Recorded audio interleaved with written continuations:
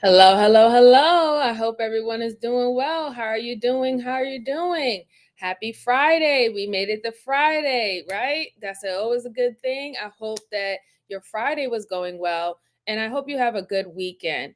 So, shout out to Young Riaz for being the first person to stop by. I appreciate you. I appreciate you. So, I do have three more cases for you guys to go over with. And I think these are good cases. These are some real different situations. Um as you know, I really don't like when all of this is like an unaliving situation, but still, they're really good to study. And I just hope that everybody's doing well. So, if you like the channel, if you like these cases, please do me a favor, hit the like button while you're coming in or stopping by, and also share out the content to anyone who is interested in reviewing these things. And thank you, Young Reyes. I appreciate you for sharing it out. I appreciate you. All right. So the first case that I have for you today is a girlfriend makes a horrible or horrified discovery, and it has to do with the unaliving. And I looked upon this and I wanted to review it with you guys. So let me pull this one up for you. Okay, and here we go. On November 30th, 2017, the Baltimore County Police Department received a 911 call from a woman requesting a wellness check for her boyfriend. Dispatch promptly directed officers to his address. 1808 East Pratt, 1808 East Pratt, first floor. John Hickley, 31 years of age, has not been heard of since Monday night. His car has not moved either. Have a check the well-being when you're ready. John Hickey, a volunteer fighter and EMT at the Woodlawn Fire Department, had recently moved to 1808 East Pratt Street in the Upper Fells Point neighborhood in Baltimore, Maryland. Officers arrived at the residence and were met by the woman who had requested the wellness check, John's girlfriend, Jennifer McKay. She last saw him 2 days ago, and after not hearing from him since, she visited the apartment to check up on him. I've Facebook messaged him, I've called, I've texted. And you obviously posted to be like, hey, are you around? Yeah. His car was in the same spot as when she had left. Also, his front door was locked, so she couldn't get inside to see if he was okay. All things considered, she decided to call 911. Since the front door was locked, the police contacted the landlord, who agreed to open it for them. The landlord said that he'd open the door. Okay. So we'll just see what we see. But before he arrived, they were able to gain access through an unlocked back door. There is a rear door open. They made their way down a dark hallway. Don't touch anything. And then into John's dimly lit apartment. As they moved into the living room, they were met with a tragic scene. John's lifeless body was laying on the couch. He was on his back with his arms folded, wearing a t-shirt and shorts, and his slippers were neatly placed by the couch. A single gunshot was directly in the middle of his forehead. With no other signs of physical trauma, it appeared that John may have been shot while sleeping. While checking the rest of the apartment, police found that John's bedroom appeared to have been ransacked. The bed was out of place and several dresser drawers were opened. It seemed like a robbery had taken place, but despite the disarray, John's expensive photography gear, his cell phone, and other valuables remained untouched. The officers wondered if the attacker staged the scene to look like a robbery in order to throw off the investigators. Also, the bedroom window was found slightly open, possibly a point of entry for the attacker. And on the window ledge was a travel passport belonging to a man named Brandon. Was Brandon the attacker, and did he clumsily leave behind this crucial piece of evidence? These questions would have to wait as investigators continued their inspection of the property. They believed that the attacker entered through the window and exited through the back door, so they went out back to search for more clues outside. There, they discovered 4 cameras, one in the alleyway behind John's apartment, conveniently pointed at his rear door, one along the side of his house, and 2 in the front. Authorities immediately requested a search warrant to access this footage, but they would have to wait for it to be processed. Man, we're gonna have the medics come in order to resolve this situation. Hopefully, we're gonna need your help. We're gonna need you to stick around. Okay? They asked Jennifer if she knew anybody who would want to harm John. She had no clue, but thanks to the passport that was found in John's bedroom, the detectives already had a lead: Brandon. After processing the crime scene, detectives located Brandon and brought him into the station for questioning. You have a passport. Do you know what happened to your passport? Brandon acknowledged losing his passport somewhere, but claimed he suffered from memory loss due to a traumatic injury from a motorcycle accident. Literally, I broke every single bone in my body. All my ribs, both my legs, my pelvis shattered, both my arms, my neck, brain injury. So I literally died on the. So this is a lot to take in, right? Rest in peace to the person who lost their life. I find it weird that a window was open and the back door was open. I'm glad that the detectives was able to get the cameras from the rear side of the building so they could probably see who it was. I just found it a little weird and strange that when the detective asked Brandon, whose passport ended up in the victim's home. Now, this is not to say that maybe he dropped it somewhere on the street and the victim picked it up and he was trying to find out how to return it back to, him, or return it back to the passport center so they can get in contact with him. That is a possibility. But I find it very odd that the first thing that he tried to do is that he has temporary or short memory due to him being in a horrific accident, that he doesn't even remember that he lost his passport, but you remember everything else that you you remember everything else that you brought, that you broke and stuff like that, but you don't remember when you lost your passport. You can't even tell the detective when you lost your passport, but you know that you had a passport. I just think that that's quite weird for me. But let's go on. Oh, well, I'm sorry that you're having hate. Have a good day, sir. Let's go on. Seen 3 times. Brandon also denied knowing John Hickey at all. Investigators couldn't help but wonder, was Brandon's memory loss genuine, or was he hiding something more sinister? Regardless, this interview wasn't getting them anywhere. Brandon was free to go, but the detectives kept him on their radar while they continued the investigation. Hoping to uncover more leads, they brought Jennifer McKay to the station for an interview. I appreciate you coming down here and speaking with us. We're still early in the investigation. Just trying to figure out who would want to hurt John. There's too much weird stuff going on, and I don't know what's going on. I don't know how it's connected. Jennifer, still coming to terms with the shocking news, began by describing the nature of their short-lived relationship. According to Jennifer, she and John had met through an online dating app about 6 weeks prior and quickly hit it off. We went to watch a hockey game. And y'all hit it off after that? Okay. Kind of seen each other almost every day since then.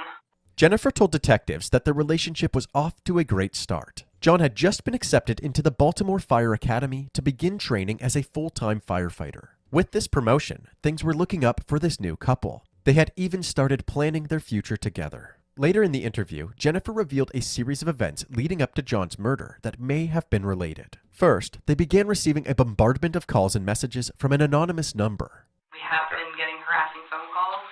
And what do they say?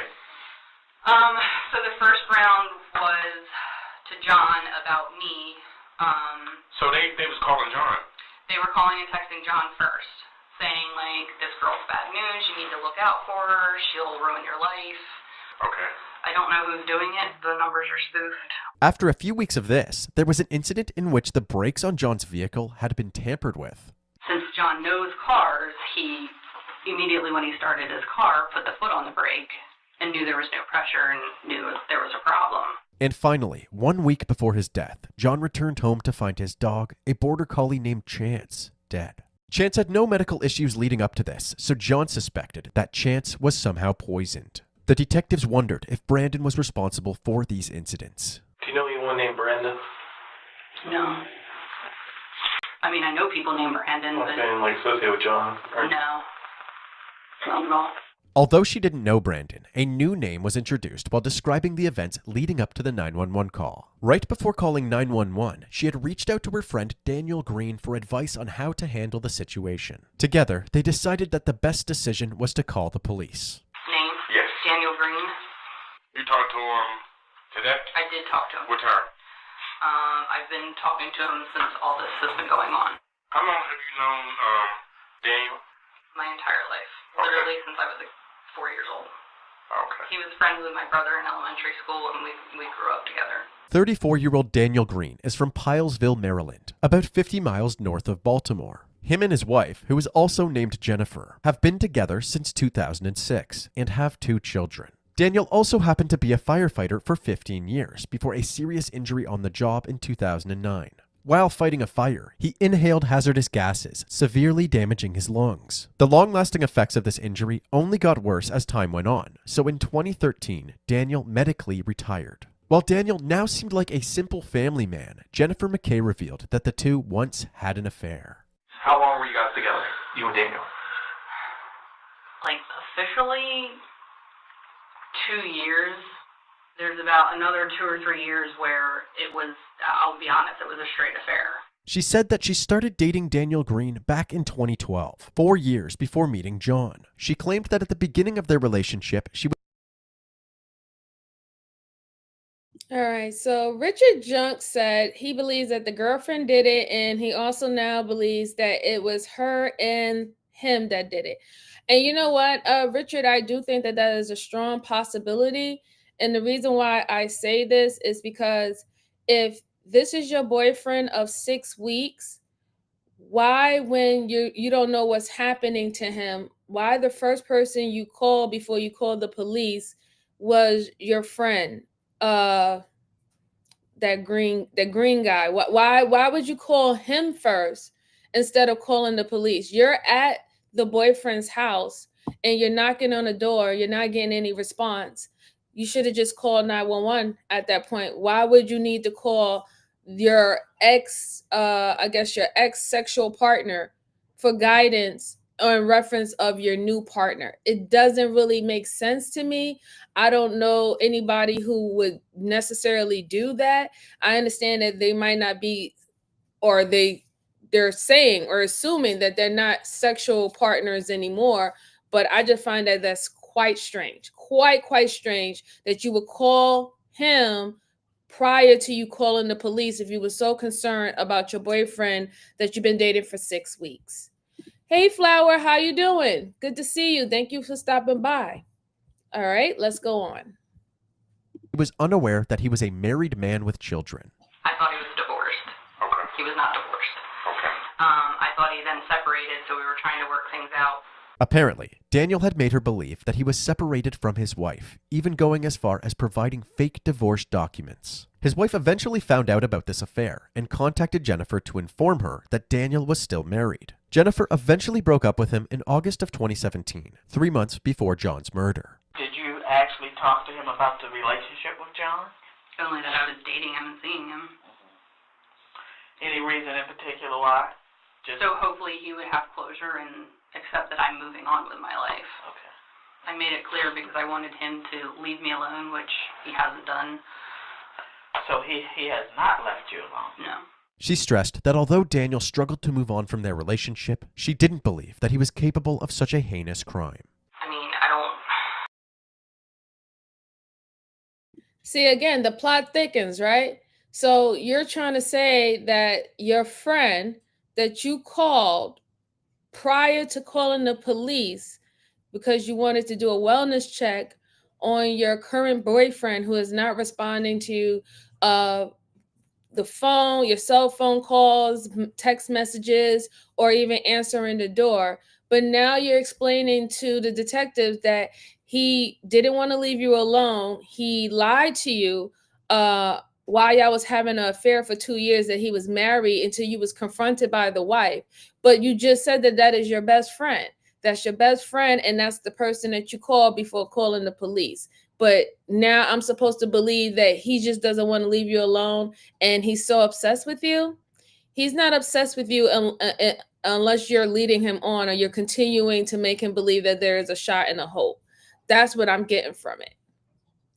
Oh, hi, nothing but the truth. Thank you for subscribing. I appreciate you. Thank you. All right, let's go on. I don't see him doing anything stupid in this sense. Because he has kids, a kid and a stepdaughter, I don't see him jeopardizing that relationship. I don't think he would go to that extreme. At this time in the interview, the security camera footage monitoring John's apartment had been processed, so the detectives took a break to review it. In the footage from the alleyway behind John's apartment at 1:26 a.m., someone can be seen pacing back and forth, inspecting the area for nearly an hour. At 2:22 a.m., he opens John's bedroom window and climbs through. 17 minutes later, at 2:39 a.m., the intruder is seen slipping out the back with a gun in his hand. This footage provided a time range for John's time of death, between 2:22 a.m. and 2:39 a.m. on November 29, 2017. But investigators still needed to identify the person in the footage. Unfortunately, the alleyway was dark and the intruder was wearing a hat and an oversized winter jacket, making it difficult to determine their identity. However, the camera did manage to catch a few fleeting glimpses of their face. The detectives compared the intruder's face to the pictures of Daniel Green and were certain that he was the intruder. But this evidence would be even more valuable if those who were close to Daniel could confirm the resemblance. They went back to the interrogation room to show Jennifer McKay what they were dealing with. I think you were aware that we were looking at the cameras from the house next door. Does it look like anybody? It looks like Dan. Well, why does it look like Dan? The beard. Anything else? The build. Okay. But, I mean, it's hard to tell face-wise if it's Right. him, but it looks like his stature. I can see it, yeah. What time is that on? 1:26. It looks like that. I mean, from these pictures, yes, I would say this looks like him. Okay. Yes. Nobody's telling you to say one way or the other. We just need to know. No, it looks like him. With a credible source identifying Daniel Green as the intruder, authorities believed that they had gathered enough evidence to make an arrest. Daniel Green was swiftly located, arrested, and charged with home invasion, use of a handgun in a violent crime, and first-degree murder. They brought Daniel into the interrogation room for an interview. While he waited for the detectives, he paced around the room. His body movements bore a striking resemblance to the body movements of the man in the surveillance footage. When the detectives finally arrived, they asked Daniel about his relationship with Jennifer McKay. Tell me about you and Jen's relationship. It was very good and very passionate, and I couldn't move on and fully commit to her. Daniel freely admitted to having an affair, but insisted that the relationship was over and he was now focused on his family. Do you believe that if Jen came back, would you take her back at this point in your marriage, in your life? Probably not, no. Thank you, Do you Miss still Jalen. love her? Good to see you. No, I really don't. You can't just stop loving her. It's like saying, I stopped breathing over the weekend. That doesn't even make sense. There are different types of love.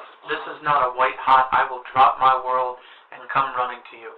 But there will be feelings, and there is a feeling for her that will be there. Mm-hmm. And it's always be there. Mm-hmm. But it's not that, what do you need? Whatever. You want me to ditch my life, ditch my family, and no, that's gone.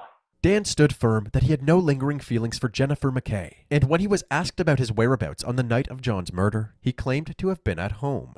I think Tuesday and Wednesday I slept with my wife in bed. Okay. At any point did you leave the house? No, sir. Surprised by Daniel's claim of being home with his family, the police presented him with the alleyway footage. Despite this, Daniel continued to maintain his innocence. You thought nobody saw you. It wasn't there, so they... Now, the alleyway footage really did look like him. Even the mannerisms of him walking back was very similar to his mannerism. My whole point is, if he said that there was always feelings, he's going to always be feelings for Jennifer, but he really just want to focus on his family and making that strong, then why are you still in contact with her? And why were you the first person that she called when she was worried about her new boyfriend? I'm still not understanding that, and that's why I hope they bring her back for questioning, because it just really doesn't make any sense to me, especially if he's saying, I'm not focusing on her like that. I got love for her, but I'm focusing on my family. She's supposed to be in this new current relationship, all happy and ever. However, you call your ex-fling to help you get advice on to call the cops to get a wellness check on your boyfriend. I just find that so weird. But let's go on. They couldn't have seen me. Okay. All right. So you thought nobody saw you when in fact everybody saw you. In case you haven't figured out, in 2017, guess what?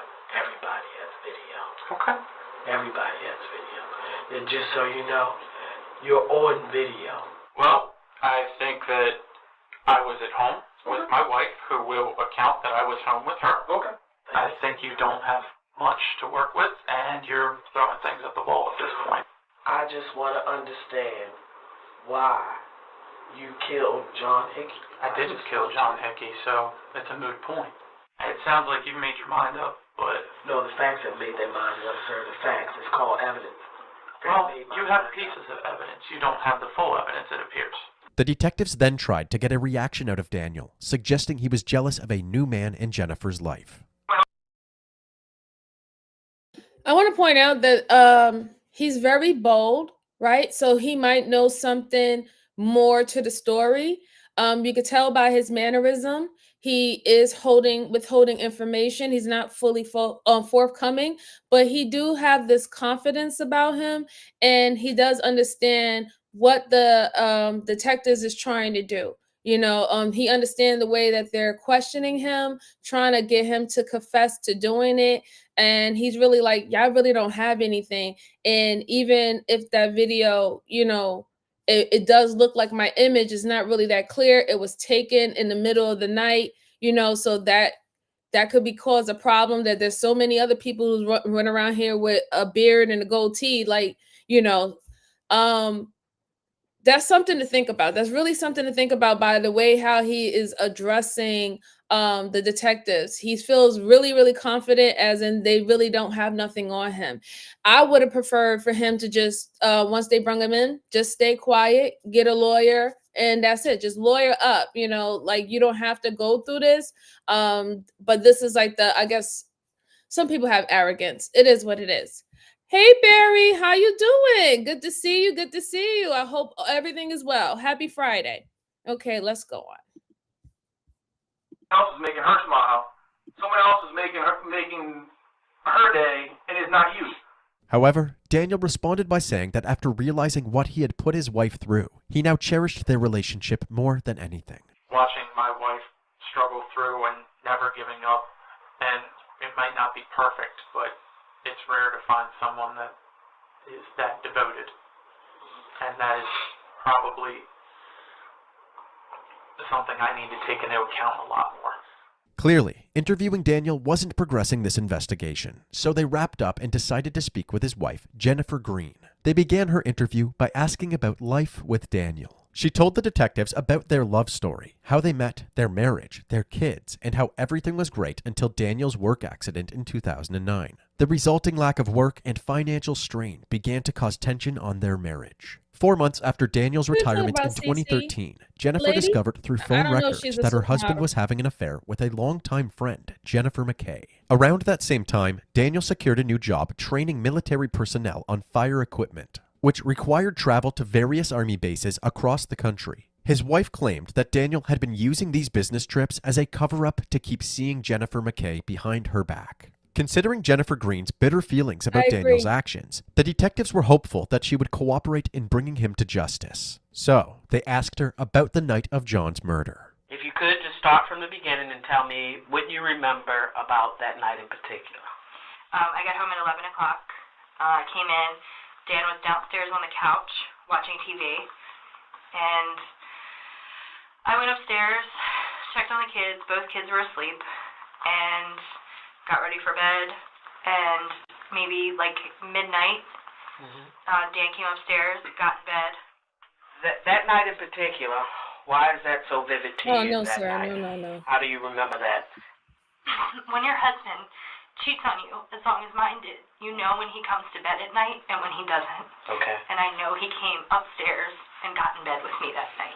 And like those things might seem mundane to you guys, but those moments were mattering to me in a big way. The detectives, who were already confident that Daniel was the intruder, confronted his wife about potentially covering for him. However, she remained adamant that her husband was innocent. I mean, what do you want me to say, Robin? Like, absolutely nothing. There's no secret here that my husband is up when it comes to being a good husband. Like, you're not really throwing anything at me that I don't already know. I think my husband screwed up, but I think my husband loves his wife and kids and didn't really know how to fix the mess he made. The detectives decided to challenge this view of Daniel by showing her a close-up of the intruder on the surveillance footage. If you just get a moment, just take a look. After looking at the screenshots, Jennifer Green stared blankly at the detectives and ended the interview there. Okay, thank you very much. Unable to secure an identification from Jennifer Green, the detectives knew that they needed more evidence to solidify their case against Daniel. They continued their investigation and were able to find another security camera near the crime scene. On the night of the murder, a black pickup truck can be seen circling John's block before eventually parking. A man then gets out of the truck and returns to it about an hour later. This black pickup truck matched the one that Daniel was driving when he was arrested, and the timestamps on the video footage aligned perfectly with the security footage from the back of John's apartment. Upon reviewing Daniel's cell phone records, police discovered that the last place his cell phone pinged before the murder was nowhere near his house, but instead at a vacant property in Glen Burnie, just south of Baltimore. Authorities gained access to this property and found food in the fridge, clothes and firefighter uniforms in the closet, and mail directed to Daniel Green, including letters and pictures from Jennifer McKay. It appeared that Daniel had been squatting at this residence for several years. And remember how John's brakes were believed to have been tampered with? Daniel's cell phone records placed him in John's vicinity that same weekend. The case against Daniel was getting stronger with each new piece of evidence, but his trial was repeatedly delayed. Then, in September of 2021, 4 years after John Hickey was murdered, Daniel's wife, Jennifer Green, suddenly reached out to the investigators. She admitted that the man in the footage was in fact Daniel, and that Daniel's family had pressured her to say otherwise. That is crazy. That's a lot of evidence, and especially now that the wife wants to come out and actually tell the truth. I knew that she knew that that was him in that photo when they initially interviewed her. But it's funny because she was smart. She came with a lawyer with her to this interview, even though she agreed to it.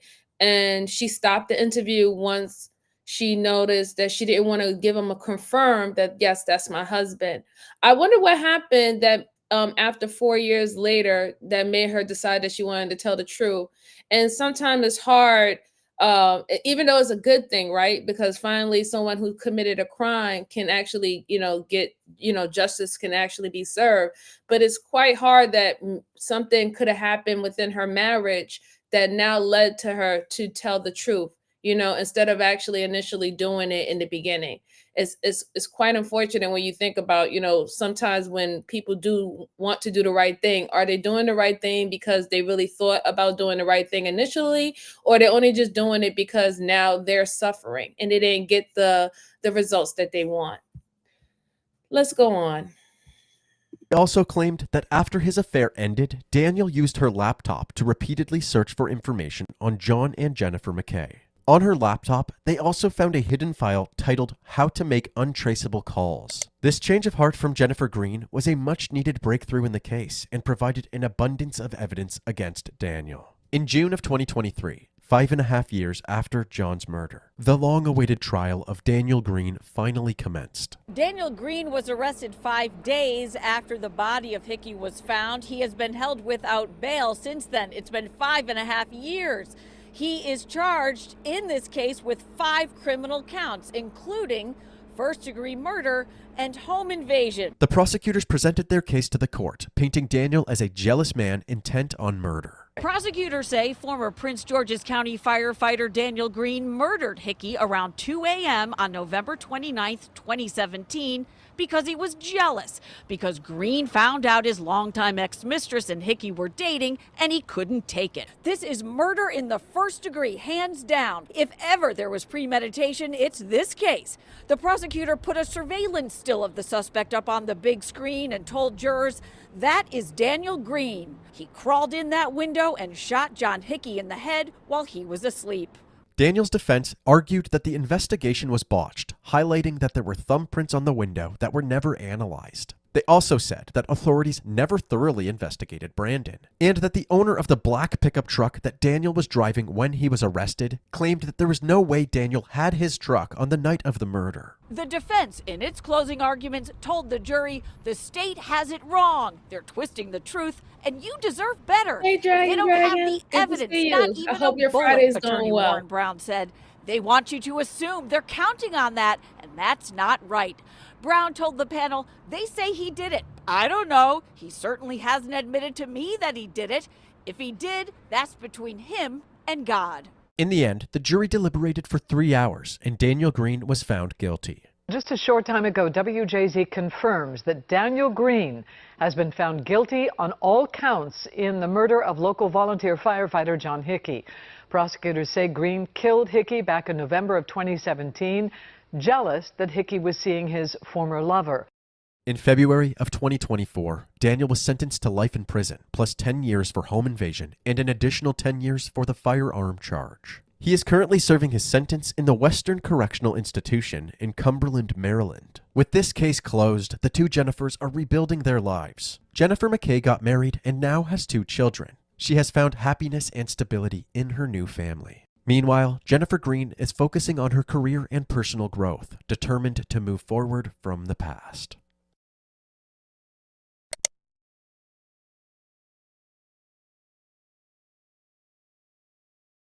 Yeah, that was an interesting case, especially for the simple fact is that all that evidence of him stalking her, he had a whole different apartment where he was getting his mail.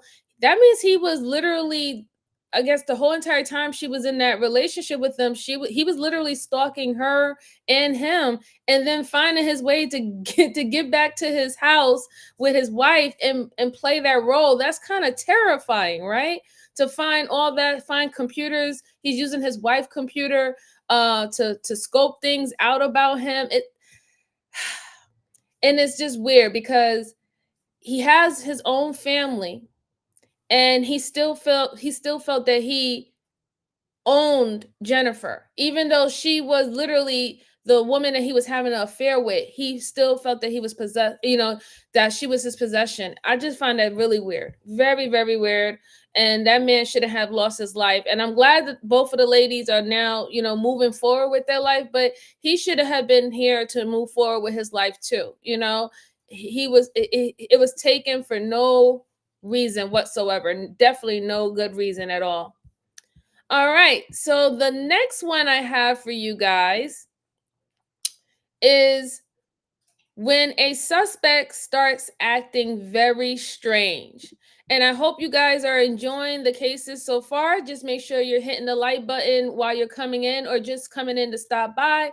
Please share if you feel that anybody are interested in these cases and the breakdown for it. Truly appreciate it. It helps the algorithm. It helps the channel. All right, here we go. On April 7th, 2013, a call was made to 911. Hi, ma'am. This is Scott Sunford. I was robbed last weekend. Anyways, after the robbery, I had an ADT alarm system installed, and they put it on a 1-week trial period where if anything went off, nobody would respond. And today at 3:24, 3:27, and 3:28, I had 3 census trips, and I've been out of town with family for a funeral. My wife was home, and did somebody break into the residence? I don't know. I've been out of town. I'm just on my way back, and I haven't been able to get a hold of the wife, so I was just hoping somebody can come meet me out there. It's probably nothing, but I would feel better. When the police arrived on scene, they found Scott Sunford standing behind his car, aiming a handgun at his home. The police found this strange, not only because the home appeared dark and quiet, but also because Scott was a veteran of the military. If Scott was armed and he suspected his wife might be in danger, why didn't he go inside and check on her? The police entered the home and everything seemed normal until they entered Scott's bedroom. On the floor, they found the body of Scott's wife, Desiree, with 9 gunshot wounds. A jewelry box and laptop were missing from the home, so it appeared that it may have been a burglary gone wrong.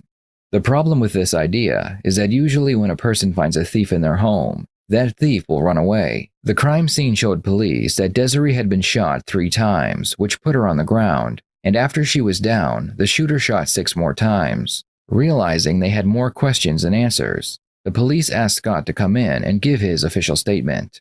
Do you understand each of these rights as I explain them to you? Yes. Okay. There's one thing that does confuse me, though. What's that? Generally, if you read somebody their Miranda rights, that implies that they're under arrest. No, not always. It just means that we're conducting our investigation. I can tell you, you're not under arrest right now. Okay. But we are here at the sheriff's office, and we're being recorded. So, as a matter of protocol. Y'all know how I feel when it's the veteran cases or someone who's in the military. It bothers me, but because half of that is, yes, they could be evil people just like any regular person, and then also the PTSD and also the anxiety and the stress that comes with whatever tour or however their service went in the military can cause things like that. So it always kind of gets me like, oh man, it really does bother me. But let's go on. When we're conducting our investigations, we do read people their Miranda warnings, okay? Oh, okay, that makes sense, because at least this way you have it on record that I'm receiving my Miranda rights. In case there is an arrest later on, you can't say I wasn't read my rights and get released. Exactly. Okay. Okay, so you understand what's going on, and having those rights in mind, are you willing to keep talking to me now about what happened out at your house? Of course. Okay. As much as I can. I mean, I can't help you too much. I wasn't there, but... Okay. Well, I wasn't either, and I just got here literally a few minutes ago. So can you just kind of start from the beginning and tell me what happened? Well, quite honestly, what you just your informed me understanding of something else. There was a shooting. Right. Okay. What can you tell me?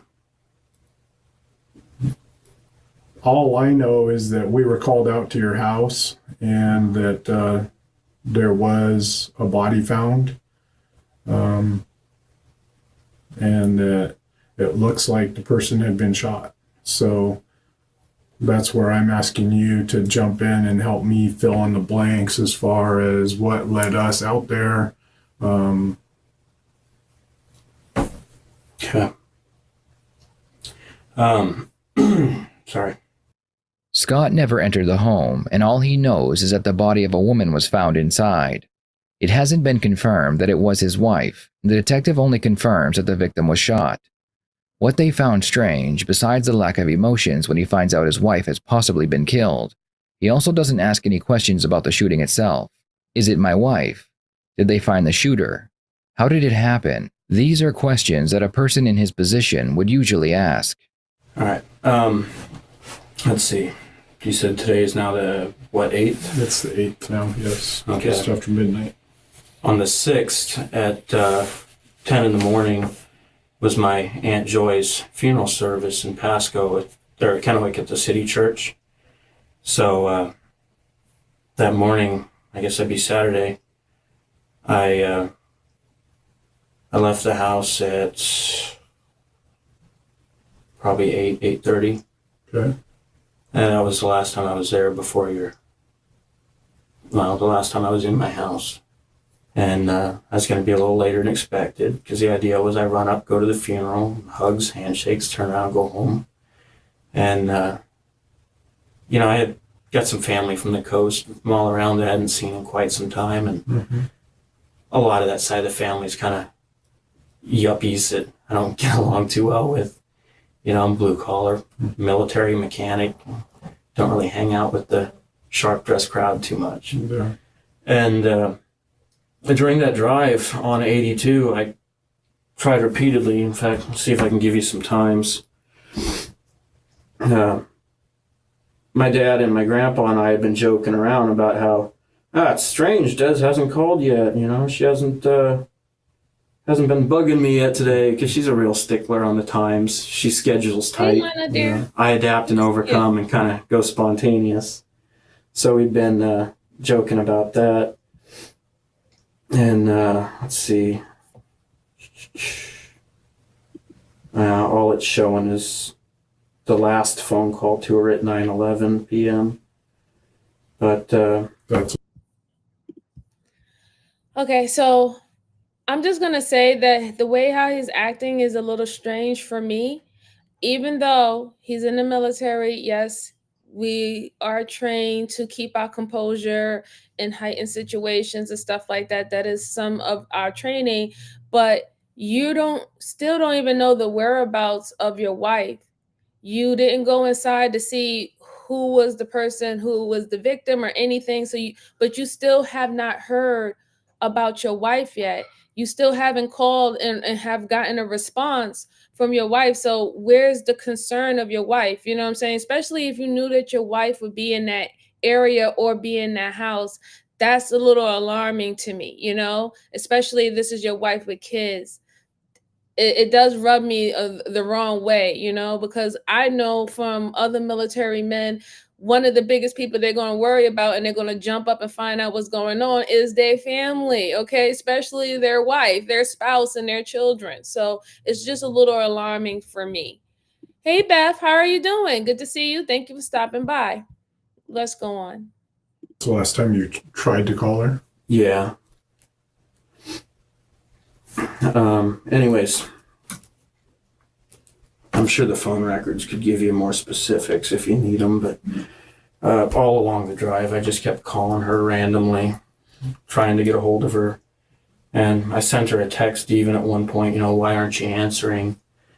And just wasn't getting anything from her. And it was kind of freaking me out because, well, after the robbery last weekend, Deputy Wuchek had said that it looked like they had been interrupted or spooked or something and that they may be back.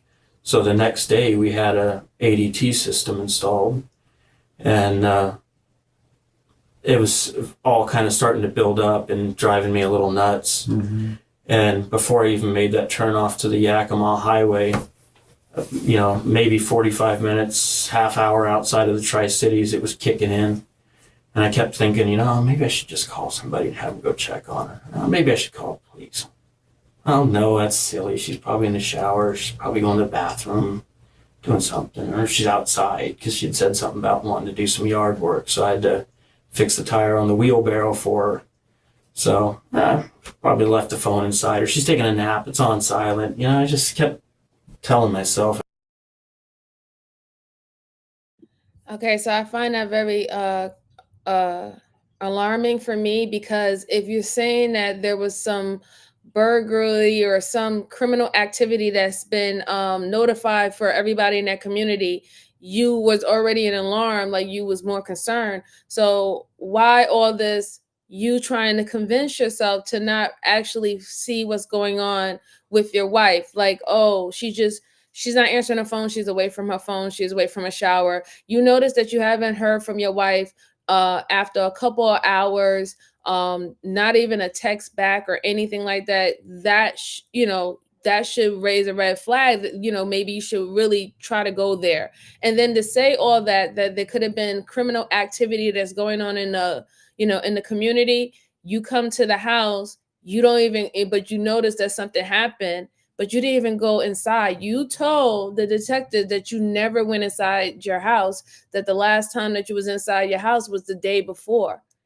So again, if you're that scared that all this criminal activity and information that you was getting about what's going on in the community, why wouldn't you run in your house to find out what happened? And if everything is okay, why would you just stay out of the house and have a weapon? You're sitting down with a weapon and you call the cops and you say, I didn't go inside, but something must have happened. Let's go on. That's completely out of our training. So I don't know. Everything's fine. And I couldn't take it anymore. If I call and she doesn't get it, usually within 10, 15 minutes, she's picked up the phone and called me back, what's going on. So by this time, it had already been like an hour of me trying to get a hold of her with nothing. Hey, Marceliano. Shout out to Argentina. I took her car to the Tri-Cities and left mine because, well, the last weekend when we were out of town was when it became illegal to be running studs, and I still got my studs on the Charger. Mm-hmm. So it was like, don't need a ticket. And Crown Vic's full of gas, Charger's on E and has studs. Come on. And so she convinced me to take the cop car. So I took hers, and she said she didn't want to drive my car. She's like, I'm not even going to drive it. Don't even bother leaving me keys, whatever. Well, Keys anyways. If you need it, take it. And so I wasn't expecting her to be gone. Really didn't think she'd go anywhere. And with the way the wind was, I knew she wasn't going to take the bike anywhere. She's kind of a picky rider. And so it was driving me nuts. And about the time I got on the Conolac Road-ish area, it was too much. I called. And the first gal I talked to, I told her, I'm probably just crazy, but I checked my phone a little while ago and I got the alarm system was set to arm stay, meaning that she's at home. So I agree. That kind of implies that she was there, and the motion detector's turned off for the stay home, and the motion detector comes on for stay gone. Well, when it's home, the door switches still work. And when I checked the phone and I saw that both doors had tripped within close time frame of each other, when I looked at it, it said front door open closed like 324. And then back door, open, close, 327, open, close, 328. So in my head, I put that together as she goes in the front door, out the back door, and then, obviously shuts the doors behind her, and then comes back in the back door and shuts it. So she should be home. So why isn't she answering me? She should be in the house. Because that's in, out, in, Scott claims that while he was driving home, he was unable to make contact with his wife. This worried him so much that he called 911 to ask for a wellness check. What's interesting is that after he makes the call, Scott decides that instead of continuing to drive home to see if his wife is okay, he drives around in circles waiting for the police to get there first. I kind of stalled a little bit. I drove around waiting, just giving her that chance to. I'm not understanding that. Hey Denise, how you doing? Salud, salud. Shout out to Mexico. Salud, salud. I'm not understanding that. So you was worried, you're completely worried, she haven't been responding, you're checking who's entering and exiting the home because you have that connected to your phone.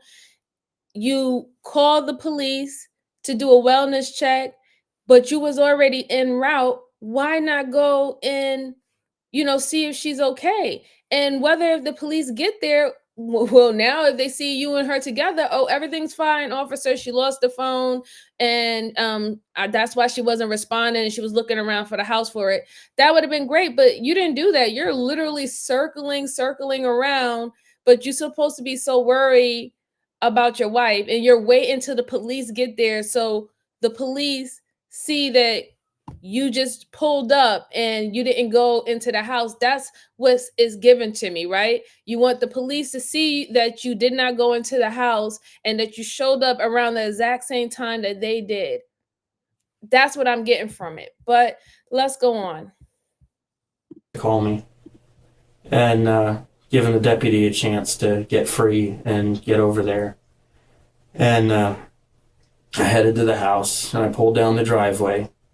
And I went down the driveway to the left and I fired up my spotlight and I pointed it at the back door. I noticed my charger's there, so she must be home. I stayed there. I kept waiting. I couldn't go in. I didn't know what the hell to do. So I backed the car up a ways and got on the phone. And I called my friend Brian that lives out in Glebe. I can't walk in and see anything. If something's wrong in there, I can't see it. But at the same time, if somebody broke in when she was there and she got hurt or restrained, and I was sitting out in the car, sitting outside while she's scared, and I can't go in there to help her, that was going to drive me nuts. So just as I was regaining myself, getting it back together, getting ready to do it, the deputy from Moxie pulled up alongside me. And God, it could not have been better timing. Because right then I was able to just say, hey, my alarm system's on. It's off. Here's my keys. Please. I can't do this. And yeah, I just waited there. And he walked around, and I stayed at my car, had the spotlight on the back door still, had the door open, standing in the door, using it for cover, in case he spooks him out the rear. And had my weapon ready, but not drawn. And just stayed there waiting. And he circled the residence, and he went up from around the back side and all along the picture windows and across the back by the master bedroom and bath, around the fence, onto the patio and in the front door. And he came. It had been a little while. It seems like I should have seen lights coming on. I should have seen flashlights in the windows, something. And I got nothing. And I didn't hear anything either. So I walked around, and I wanted to see if the lights were right there out of my mouth, sir. because, maybe she was bound and determined. She had to run down to the store for something. She has her own bike that she rides. Yeah, I got her one of the It really newer is. bike than mine. I got her a 2010 Sportster 883 iron, and welded up a little. I'm sorry, it's really bothering me because everything that he did, him being a veteran, is outside of what we are trained to do, right? And you have a weapon. What is the whole point of you having a weapon for your household to protect your wife and your children if you're going to literally circle around the house or circle around the neighborhood until the cops come so they can actually lead the charge to go in? Like, you're saying all these unnecessary things as in, oh, I can't see her that way. Nobody wants to see their loved ones in a dire state or losing their lives in front of them or they're unalive. Nobody wants to see that. But you at this point don't even know if that is the case. And you also don't know if someone broke into the house, if they're still there, right? So why wouldn't you go inspect and clear the area, secure the area? That is what you're taught. Secure the area. You didn't do any of that. So I'm not buying it. I'm not buying it. I truly believe he left at one point earlier from wherever he was at before. He went and he did whatever he did with his wife.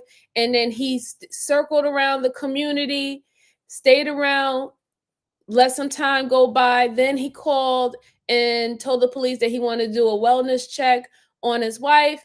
And he actually met up around the time the police would get there. So they will say that he wasn't in the house. That's what it looks like he did to me. That's what I'm giving off of it, because it's quite weird about how he's explaining this. And even right now, he's still not even asking whether or not if his wife is alive or not. He doesn't even know the status of his wife right now in this interview, and not once have he even asked. Very telling. Let's go away. Oh, hold on. Let me read some comments. Hi, 123XYZ. Good to see you again. He says he's telling us everything he's planned already. Exactly. Ronald, thank you for stopping by. He said cop can't lie very good, can he? He wasn't going in cause yes, exactly. He set it all up. I believe that too, Ronald. Yes.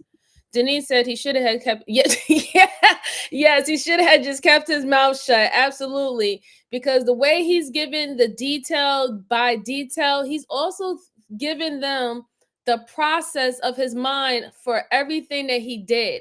And by giving all that details, he thinks that he's showing himself to be more forthcoming.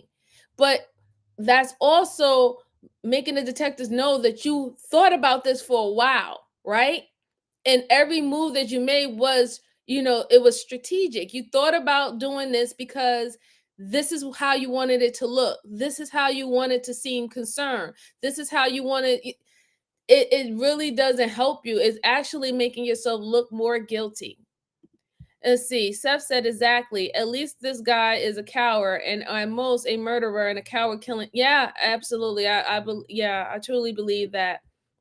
Yep. You have a right to be quiet and have a lawyer. Yes, we all do. But like someone said earlier, we never use it. We never use it at all. Beverly. Hi, Beverly. She said he's unbelievable. Yes, ma'am. Okay, let's go. A little cargo rack for the back of it and everything, so she could use it for school. And so I went into the garage real quick and I checked to make sure the bikes were there. Yeah, both bikes are there. My car's there. Her car's here. I look over and there's the deputy standing out on the front patio, looking like he's on the phone or on the radio or something. He had a device up to his head. And he saw me and immediately started walking over. And I didn't make it any more than about halfway to the gravel to him when he said, go wait over by the car. I'm coming with you. Let's go over there. I opened it. He said, I opened the door and I called for Des and I got no response. I hollered police department, nothing. I didn't see a dog. Nothing's going on in there. It just doesn't seem right. I got back up going. Next thing I know, they come outside and one guy's patting me down. They're asking if I'm armed. I'm like, yeah, I just told the other deputy. Got a 45 right side inside the waistband, hip holster, And I had it in the car because, well, it's my dad's old gun. I was bringing it up from the Tri-Cities. And when I was pulling into the house, I stopped up at the end of the driveway, right up there by the dumpster, about halfway to the house, and went around, popped the trunk, and quickly slapped it on before I came down. So I was ready to go. And so they took the gun and patted me down, and they pulled a Surefire flashlight out of my back pocket. I haven't seen that yet. And took whatever else they wanted and had me sit in the back of one of the cars. And one of the deputies told me that there was a deceased woman inside. And that was all he would say about it. He obviously, I understand he can't ID her, so they don't know her. That's probably her. Okay. So I guess as of now, I still can't say for sure, but I'm pretty sure. Yeah, I believe that it was your wife that was found inside the house. The detective finally confirms that it was in fact his wife's body, and all Scott can say is okay. Scott doesn't ask any further information about what happened to his wife. Instead, the conversation turns to the gun he was holding. You said that you had your dad's 45 with you. Yeah, my dad was sergeant with the Franklin County Sheriff's Department for many years. And he had a old 80 series Colt Mark IV 1911 that was his duty pistol for many years. And he shot competitively for the police department. Got all kinds of great awards for it and everything. And after the deployments and everything, he's like, He's driving me insane. He's driving me insane. You painted this long, unnecessary story about what happened to the point you reached to the house and the police was called, to make yourself seem so concerned and diligent and wanting to know what's going on with your family, your wife, just for you to hear that they confirmed that the woman whose body is laying in your house is in fact your wife. And the only word that you uttered out your mouth is, okay. It doesn't add up. It doesn't add up at all. That's, wow. I can't believe that. Heirloom. That's Here's now. Yeah. So, did you keep any other guns inside the house? Yeah, I had a few. Okay, what kind of guns did you have in there? let's see, I had, well, let's go with Dez's. When her grandfather died, her mom left a few guns to us because I'm a military guy, I shoot. I got Des going on it, so she left a Remington Wingmaster. A shotgun? Yep, and a Remington Huntsmaster, which is a pump action 30-06. And then 2 revolvers. I just want to say that I'm kind of glad that they actually told him in the beginning that he was not arrested. He is not arrested, but he's about to be arrested by the time this interview is over, I bet, right? But they got him comfortable enough that he's listing all the weapons that were in his possession. So when they find out what bullet was used, they can pin that weapon and he will actually get that, it will get a better conviction for him. So he's telling all these weapons, and that's good. They need to know as many weapons that could have possibly be used before ballistics come back. So I'm glad they're making him comfortable enough to do that, because he still thinks that he is not arrested at this point, and he thinks that he's going to go home. Yeah, let's go. Made by Haas. They were Sig Sauer before Sig Sauer got together. What caliber are the revolvers? One of them is a 22 long rifle, and one of them is a 357. They're both single actions. Okay. Des also had a carry pistol. It was a Ruger LCP 380. Correct, Ronald. None of the guns found in the home matched the bullet casings found near Desiree's body. As the interrogation plays out, Scott tells the detective the real reason he wasn't home when his wife had been killed. Scott claims that he and his wife had an open relationship, and he had been visiting his girlfriend, Paige Blades. Scott explains that not only is he in a relationship with Paige, but so is his wife. I shouldn't go there because it's kind of rude, but, Des didn't want me to say anything to anybody, but she kind of had mixed feelings. And if I'll do anything, but that's one thing I can't provide for her. So at one point, her and Paige had a little thing going for a while there, a little experiment. Okay, so it was Desiree and Paige who had the sexual relationship. Yeah, but not you and Paige, or sometimes we all did. Sometimes you and Paige too. Honestly, we all did. Okay. So you don't think it would not have bothered Desiree to know that you were going to stay with Paige? No, and honestly, we didn't even do anything. I was out on the couch anyways, because it's kind of one of those things where as long as we're going to do anything, we need to make sure we all are fine with doing anything. I believe so. So it's everybody stays informed. All right. So if there's no information or no previous arrangements made, nothing happens. Avoid hard feelings. So it sounds like you and Desiree had a pretty open relationship, as long as the communication lines were. No? Generally no, just with her. Just with her. There was a special relationship with Paige? Yeah. Okay. How had you and Desiree been getting along lately? Great. No problems in the marriage? No. Typical marriage things, bickering and picking at each other for stupid little things. Yeah. No big fights though. No. Don't worry. Kiss and hug and go to night happy, or go to bed at night happy, Okay.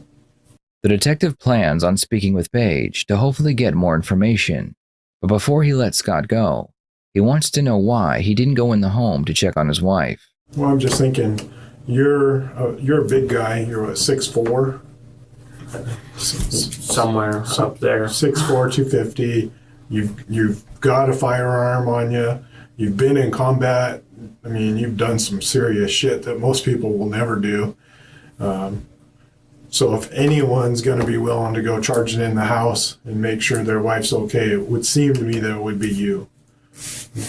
Well, it's not that I was afraid of anybody being in there. Yeah, I'll take on 100 people for her. That's fine. Yeah. That wasn't the concern. It was her. You just don't want to see what may have happened to her. Yeah. And what did you think you might see if you went inside? Yep. Roll around 1,000 of the worst things you could think of. The only reason I would have been forced to go in there, the only reason I could talk myself into it, was the fear that she still needed me in there. You know what I mean? Because if she was in there and she was hurt and scared or restrained, and I was sitting outside, just idly waiting while she's in there going through that alone, that would have killed me. Sir, that's exactly what you did. That's exactly what you did. You didn't go in the home, so you didn't even know whether or not if she was still alive, right? According to your story, if you're saying that you're innocent and you just rolled up when the police came and you just allowed them to take over the investigation and find out who was the victim and where it happened and all those extra details. But sir, that's exactly what you did. You sat outside, you circled around, you didn't go to see if your wife was okay. What if she was just injured? You know, those couple of minutes that you was sitting outside or in your car circling around the block, you could have saved her life. You could have saved her life. You know how it's very important when someone's in a crucial situation. It can be a matter of moments where a life can just pass out of, sweep away. You didn't go and try to assist. You didn't do anything. So this whole thing, oh, that would have killed me and made me I would have perished if I knew that I was sitting outside and she was struggling to try to, hold on and I wasn't there to help her. What? But sir, that's exactly what you did. You literally waited until the detectives came on the scene to actually for them to go and secure the area. You didn't go do it, sir. Man, it's hurting my feelings because, and that's why the detective is asking him the question and bringing up his military service and stuff, because you've been in the combat, you know what you're supposed to do, and you went completely opposite for everything that you was trained for. And this is supposed to be from like the number one person that you're supposed to do this for. You didn't do it. You sat outside with your gun. Let's go on, guys. Okay. So if somebody else goes in there and it's fine, everything's empty, that's great. Did Desiree have problems with anyone else? Was there anyone else that she has fought with recently or that you can think of that might want to hurt her? Nothing. I mean, who hates an art teacher? I don't know. It's an elective. Everybody that's in there wants to be there. So she hasn't had problems with anyone? No. Neither one of us. Other than her relationship with Paige, did she have any other sexual relationships that you know of? No, a few years ago, actually quite a few years ago, before we were even married, she cheated on me at one point with another guy, but that's long since over with. When you were dating, she had an affair? Has she had any affairs since you've been married? No, not that I know of. She hasn't been good. Okay. Even though the detective found it strange that Scott never went into the home to check on his wife, it wasn't enough to charge him with anything. The police decided to interview Paige next, but her story was almost exactly the same as Scott's. The detective reported that it was almost as if she was coached to say what she said. Because Paige provided no new information, the case went cold for over a year. Wow, this is crazy. Let's see. Drew James said, "For real, my master sergeant at my unit didn't hesitate 1 second when he knew or thought there's a threat in the building." His story, yeah, exactly. It doesn't add up. It really doesn't. Doesn't. Hugo Gerst says, "Why is everyone not talking? I'm not trying to be rude, but why?" We're actually was listening to the interview part of the husband who pretty much is explaining what he did until he got to his house, and now it's been confirmed that the victim that was found in his house was his wife. Let's see. What do you mean join, Patrick? You're in the chat. Shout out to you. Yes, good to see you, Hugo Gerst. Thank you for stopping by. I appreciate you. All right, so the case went cold for a year. This is where we're at right now. Let's see if any new leads popped up.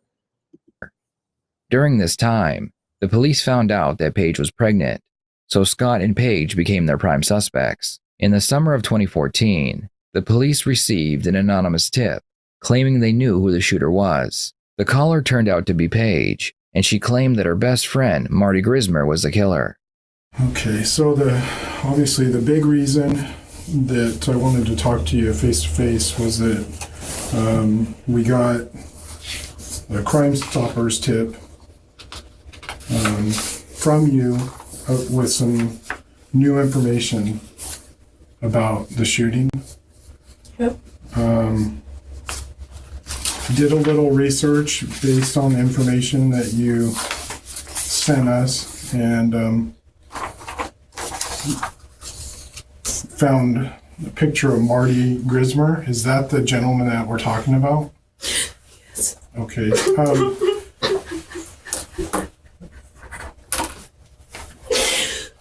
Would you mind just initialing and putting the date below that? Normally I would do a montage, but you were so specific with your description about who it was that I felt pretty comfortable.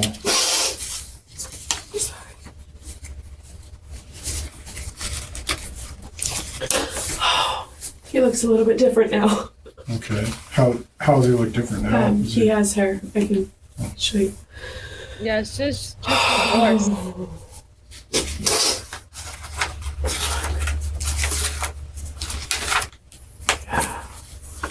That's what he looks like. Okay. It is quite a difference. Well, he was about 18 in that picture, and he's 10 years later. Okay. So in the tip, you were pretty specific about some new information. Okay, this is like a complete turn for me, right? Because they said that they interviewed Paige back then and nothing led to anything. So the case started to go cold for 1 year. Now, out of 1 year, out of the blue, Paige comes and gives them information and confirming that her male friend, right? Her male friend unalived this man's wife. Why? Why? I mean, I get that y'all was trying that poly marriage situation, right? But where did this guy come from? This is getting really, really, really weird. Really weird. Oh my goodness. Now, I'm wondering, is she going to tell us that the wife was actually in a relationship with your friend? So this wasn't a 3 thing. This was a 4 thing. Like, what's going on?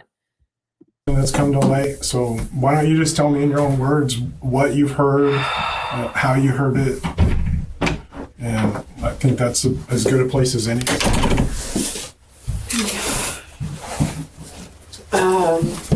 Last week, I had Scott over. He was there for the week, and we were arguing. And Marty, exactly, Ashley, his wife, was my babysitter at one point, and we had been up all night arguing and talking, and I asked Marty to come over and get the baby. So he came over and he picked him up, and everything was fine. Scott was asleep.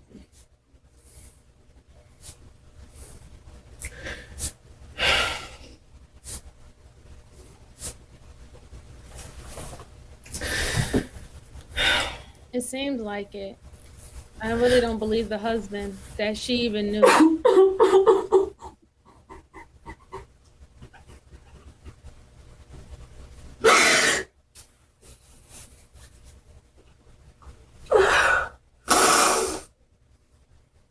I told him what was going on.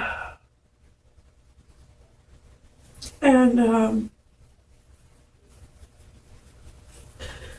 he asked me if I wanted him to take care of this new woman like he did Des. And I asked him what he was talking about.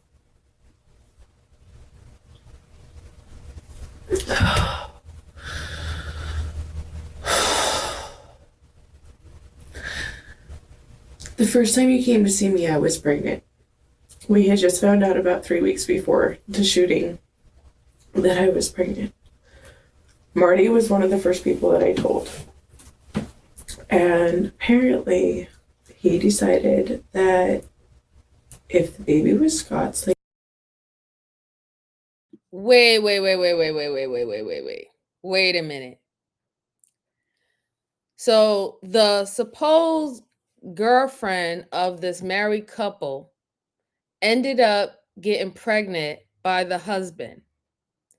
And you mean to tell me that you asked your friend to get rid of his wife for him so you can be together, right? So you can get those military benefits? Huh? Like, is that what happened? Please put a 1 in the chat. Please don't tell me that's what happened. Who knows the story? I know somebody in the chat seen this case before. Please don't tell me this is the case of the bitter side chick. Please don't tell me don't tell me that this is what it is, right? Because I'm not understanding why would he even do that for you, right? What do he get out of it? Because the only reason why you would want the wife gone is because you would want her position. So why would this guy unalive this woman for you? What does he get out of it? It's just so weird to me. It's crazy. Oh my gosh. like it was supposed to be, then Desiree would cause issues. Oh my God. So you told Marty that Scott was the father of the baby? Oh, Marty knew that Scott and I were together, and Scott was the only one that I was seeing. And he's smart enough to put it together.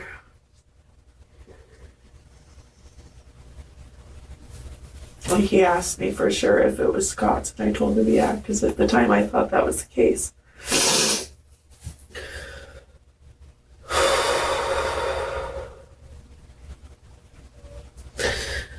The night of the shooting, you know, Scott and I went to dinner with a coworker, and I had asked him to come over, and I always paid his gas whenever he made extra trips. I was a little bit short on money, and I asked Marty if I could borrow $20. So he came over and dropped the money off. We sat and visited for 15 minutes or so, and then he went home because he had to work the next day. It was pretty late at night, but then I had my $60 that I could give to Scott for gas. So he already knew that Scott wasn't going to be home. What he told me on Wednesday was that he had gone home, gone to sleep for a couple of hours, and he got up.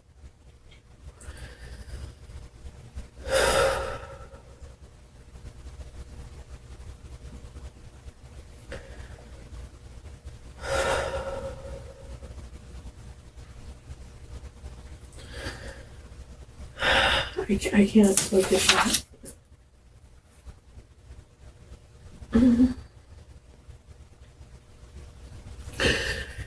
He had an extra clip of some old ammo that he had bought.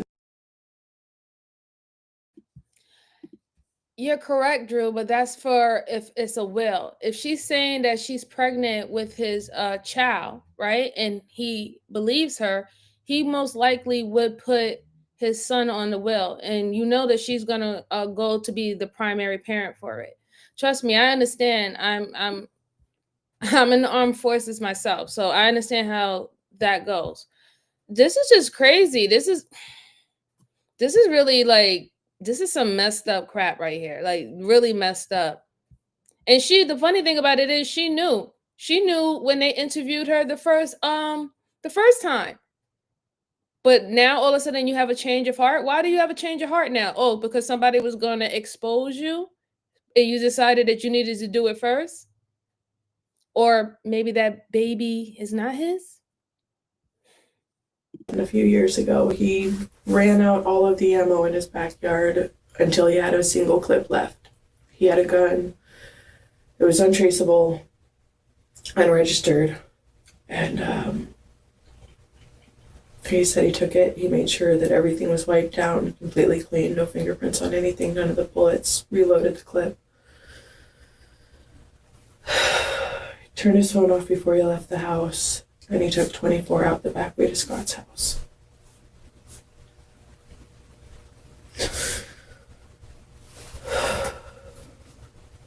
Marty was my best friend for a long time.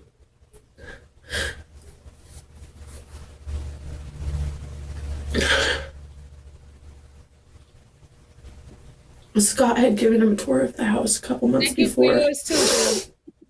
And he knew that I had a key there. He knew that there was a key outside. Do you know how he knew that? Because he knew our routine. He knew it was just stuff that we talked about. I was excited about getting the house. I was excited about everything was new, and, you know, it was just stuff that we shared.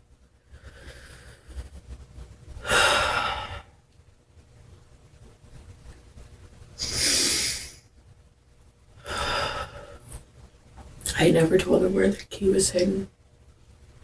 He said it took him probably 15 minutes to find it. He got the key. Douchebag, Denise. He went in the front door because he knew that that was the closest to the bedroom. The alarm went off when he opened the door. And Ada came out barking. Des came out right behind her, and he shot her. He shot her 3 times. No, I need to She went down. He shot her some more. I don't remember how many bullets he said. It was a full clip. He let her get, 10 or 15 feet away. And he got closer to her as she was trying to crawl away. He wanted to make sure that she had an open casket funeral.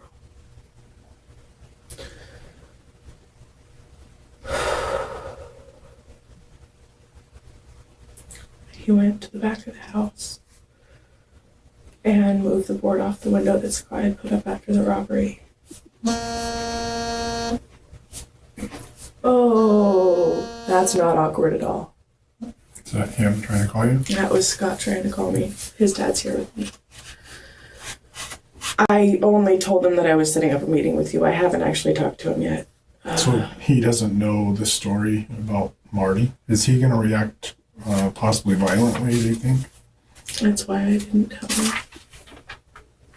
I waited for him to leave before I even could wrap my brain around the whole thing to put in a tip. Paige is claiming that after Marty found out she was pregnant, he decided to take Desiree's life because he believed Scott was the father and he wanted them to be together. It turns out that Scott was not actually the father. Instead, the father was one of Paige's previous ex-boyfriends. What makes Paige's confession interesting is that on her phone, the police found text messages between her and Desiree, where Desiree tells Paige that she was not comfortable with her seeing Scott. They also found messages between Paige and Scott, where she told him if something ever happened to Desiree, she would take her place. What did I tell you? What did I tell you? I told you it was the side chick, the side chick gone wild, right? And I told you that whole pregnancy thing or being pregnant, that was the setup. She wanted Scott. She wanted to take Denise's spot.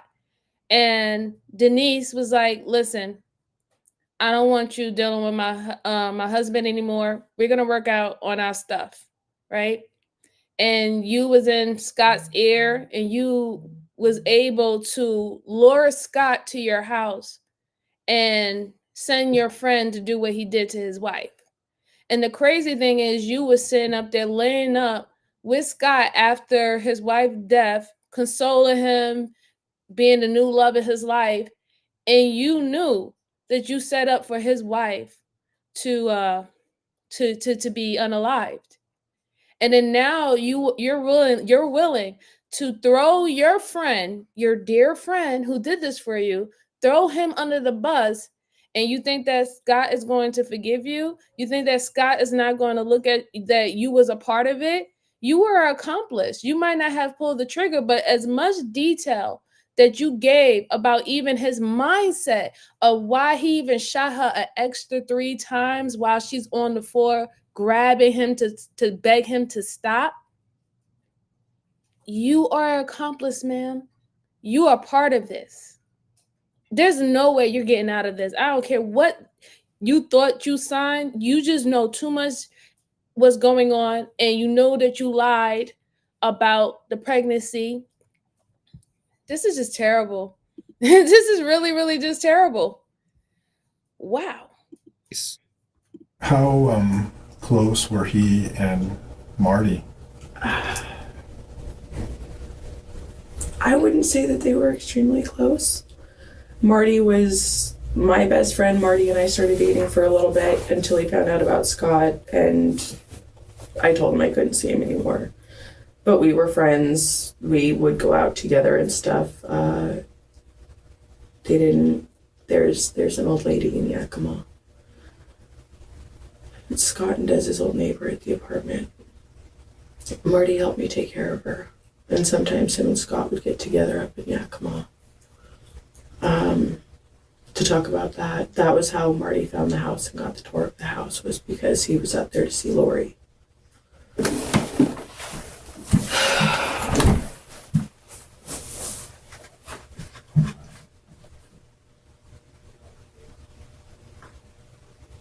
So he goes to the back. I think that he said that he exited the back door, walked out, walked back in to make it look like he had come through the back door, because it was raining that night and he wanted to leave shoe prints.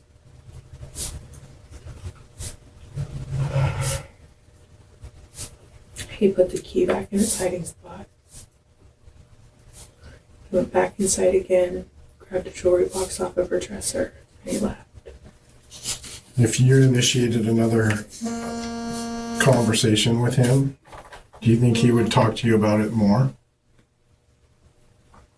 I'm sure he would. He worships the ground I walk on. He's obsessed with me. Is that something that you would consider? That's all I could think about the last 2 days. What if there was a situation where we could put a wire on you? Would you be willing to talk to him with a wire on? Yeah. Even though the detective... I think that she's doing this. She's throwing Marty under the bus is because she was planning on being with Scott. She was just using Marty. You heard her say it herself. He worshiped the ground that I walk on. That tells a lot. That means that you was able to convince him to unalive Denise for you, and he thought that y'all was going to be together, and then now a couple years, maybe 1 year passed, and you really trying to move in and get back with Scott, and you now need Marty out the way. And how do you want to get him out the way? You want to put him in jail for life. Like, this lady is wicked. Wicked, wicked, wicked, wicked, wicked, wicked, wicked. She's so wicked. Oh my gosh. Let's go. Detectives believe that Scott and Paige were still involved. They didn't have any evidence that would lead to their arrest. Paige attempted to wear a wire and get Marty to confess, but Marty acted like he didn't know what she was talking about. A few weeks later, a coworker from Marty's job contacted the police, telling them that they found a plastic bag filled with gun parts in his office. The police were able to match the parts with the bullet casings found at the crime scene. This would lead them to Marty's home, more specifically his home office. Inside the office, they found a laptop and a jewelry box which had been stolen from Desiree's room. They also found shoes that were an exact match to the shoe prints found outside Desiree's home. The police found it strange that a year later, suddenly the evidence was found, and it was all out in the open for all to see. Regardless of how they got the evidence, it was more than enough to bring Marty in for questioning. Throughout his interrogation, Marty claimed innocence. He explained that he believed he was being set up by Paige because he had loaned her his gun just days before Desiree had been killed. At one point, Marty says he can't believe this is happening and that it is making him sick to his stomach. Did you kill Desiree? No, you say no. Do you know who did kill Desiree? I have a good idea that Paige had it done. Okay. Were you present when she was killed? No. Were you involved in or aware of the planning of Desiree's death? Not beforehand, and no. Okay. I mean, after the fact on that, I figured on there that she had done something. All right, this is going to get good because now they're in survival mode, both of them. She was just the first one to move. And I do believe, Joshua, you are correct. I potentially believe that she just set him up because it was something that it's something that the video said, right? The video essay has said. All the new evidence that wasn't seen or found before a year ago, all of a sudden just popped up, right? That means someone hid it and then they strategically placed it. So when the cops went back to search, they will find this evidence. And when she said that Marty would do anything for her, well, Marty would take a life for you and Marty would actually hide the murder weapon for you, wouldn't he? Right? And then on top of that, if you knew about Denise, you had text messages between you and Denise and about her relationship with Scott, she wouldn't have been that alarmed when you came knocking at her door to have a conversation with her. And I find it funny that Scott, he told that he went towards your house. He was going towards your house to sit with you and hang out with you and stuff like that.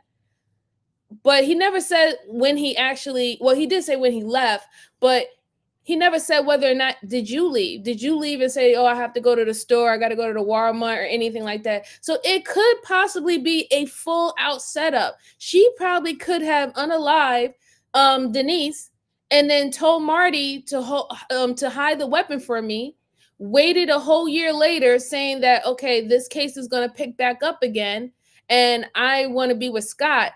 I gotta get Marty to take the bid for me. So I'm gonna put all this evidence back where it was supposed to be a year ago, and I'm going to direct them to Marty because he's the one who has the murder weapon. That is a possibility, a strong, strong possibility. Let's go on, guys. Has Paige ever confessed to you that she killed Desiree or had her killed?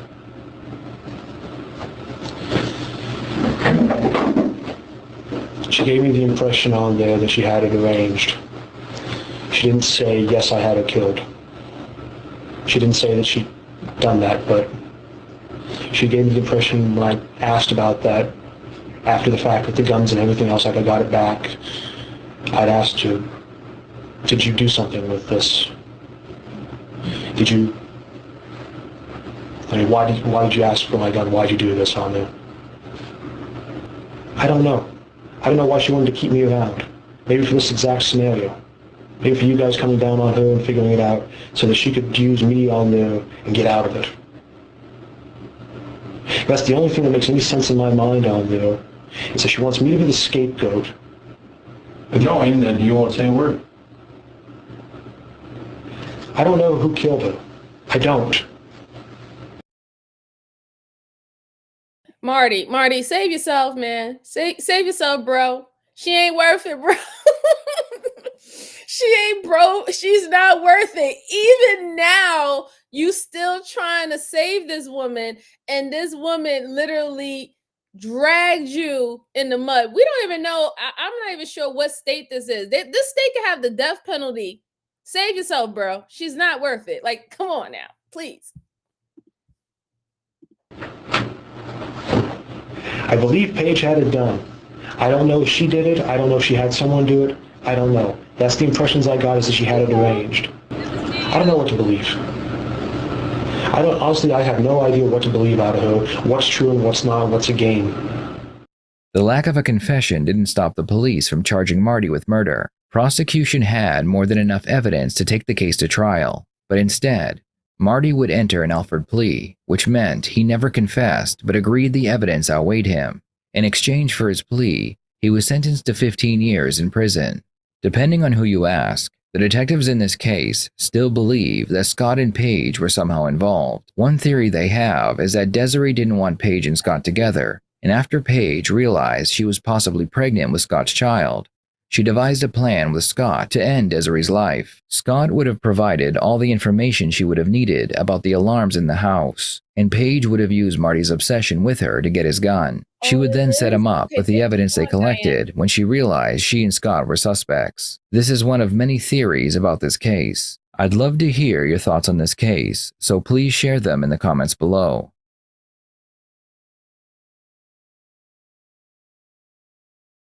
Yes, please go check out Red Tree's story. Their channel is really, really great. That was very, very interesting, right? I understand why they gave him 15 years, because even if, let's say, he didn't do the actual murder, he had the weapon, right? He had the weapon, you was hiding the weapon, and then you also knew, or you had conversations with her about her wanting to get rid of Denise, right? And you didn't do the right thing. You didn't tell someone, you didn't call the police and get them involved. In fact, you held on to her dirty little secrets for a whole year, and look what she did. She literally set you up to go to jail for life. For life. That is a horrible situation, because, you know, truly I was a little concerned about Scott, the husband, the way how he was acting. But then now thinking about it too, if he was already in, I guess, in the mindset that he was probably looking to get a divorce, and Denise wanted to still, you know, save her marriage, and he was making his way over to Paige, then you know, I'm sure he don't want to see her gone, but he wasn't that emotionally connected to his wife at that time anymore, right? He had more feelings for Paige. But Paige is a full-on psycho. And if he was calling her while she was doing her confession, that means that somebody let him know that, hey, you know, Paige, the one who you've been dabbling and dibbling with, was the one who hurt your wife, you know? And he's like, what? You know, he probably ready to curse her out and you know, put his hands on her at this point. But that whole situation was really disgusting, messy, crazy. And it's just like poor, you know, it's just like poor Denise, right? Poor Denise. It's like she could have just gotten a divorce and let her live and move on, right? No. Some people are just truly just selfish, and it's a terrible thing to take someone's life off of you being that selfish. You did everything else, but just do the right thing, because money, title, and whatever else you think that you're getting from it, you don't want to let that go. Just crazy. All right, guys. So I have one more case for you, and I want to say shout out and appreciate all the fine people in the chat that is conversing. I enjoy your commentary. It means a lot to me, even if we don't agree. And please get the likes up. It really does help the channel, and I truly appreciate it. Okay. So the next one that I have is when a suspect arrives to the police station first. Okay. So it seems that it's going to have two individuals that could be potential suspects. One came in as, per se, the victim, and it's going to be the battle of the wits, or the battle of who's telling truth once the evidence gets you know, presented. So let's see how this goes. To call y'all right away or what? You know, I'm scared to death. It's a bad situation right here. I mean, I didn't want to look like somebody that killed somebody, you know? Oh shit, he's dead. Where? He's dead. He's dead. I shot him. Yes, you did. No, I swear to God I didn't. If You swear to whoever you need to. Well, okay. The fact is that it happened. The fact is now, what are you going to do about it? This is Angus Moody, and he knows exactly what he's going to do about being accused of murder. After an innocent 23-year-old was gunned down outside of an apartment complex, Angus tries to escape prison the only way he knows how, by putting the blame on his roommate, Marshall Ratliff. Little does he know that several hours earlier, Marshall beat him to the punch. Detectives must wade through a sea of lies, contradictory statements, and hours of security footage to get to the truth. All to uncover a 2-second clip that answers the ultimate question: who killed Joshua Webb? 23-year-old Joshua Webb had a lot going for him. He was beloved by his family, and he was in a happy, healthy relationship with his wife. Every second he wasn't at work, he spent with her and his son Cameron in the cozy town of Beckley, West Virginia. During an interview, Josh's father said through tears, quote, "Josh lived every day for that little boy, just like I lived every day for him." Tragically, on July 22, 2018, Josh gave his wife and son the final kiss that they would ever receive from him as he stepped out of the house to go run some errands. When his family saw him next, they were identifying him in the morgue. Because when law enforcement received a flurry of 911 calls early in the morning of July 23rd, they were all about Josh. 911, where's your emergency? Uptown Beckley. I'm not really sure what the address is. It's over here by Hayden Legal. I heard what sounded to be like a gunshot while driving through town. Oh shit, there's an active shooter inside the building. Where at? Right here on South Canal, across from WBVA. I'm in front of the City National Bank. The active shooter's on the 3rd floor. You can just get an officer here. There's a guy who saw the shooter run into the building. Law enforcement raced to the address the man provided and stormed the building, an apartment complex known as Executive Manor. Outside, they discovered Joshua Webb deceased on the wheelchair ramp from a single gunshot wound to the neck and head. Afraid his murderer wasn't finished with his rampage, officers stormed the building, guns drawn.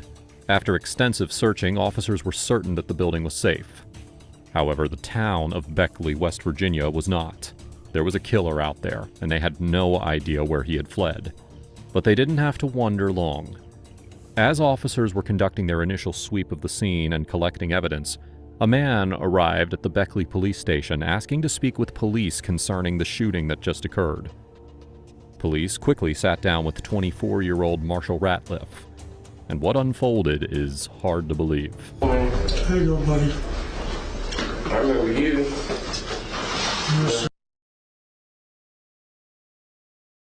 I just want to say, what is going on with our youth, man? There is too many young people literally throwing their life away. And I just don't understand it. What is going on? Let's go on. That was my little rant. In a long time. You remember me? Yes, sir. Frank? Yes, sir. All right. So your first name is Marshall? Marshall. Okay. Last name's Ratliff. What's your middle name? Lewis. I can't spell my middle name, man. Okay, that's fine. I've always spelled L-E-W-I-S. Okay. It's L-E-I-S.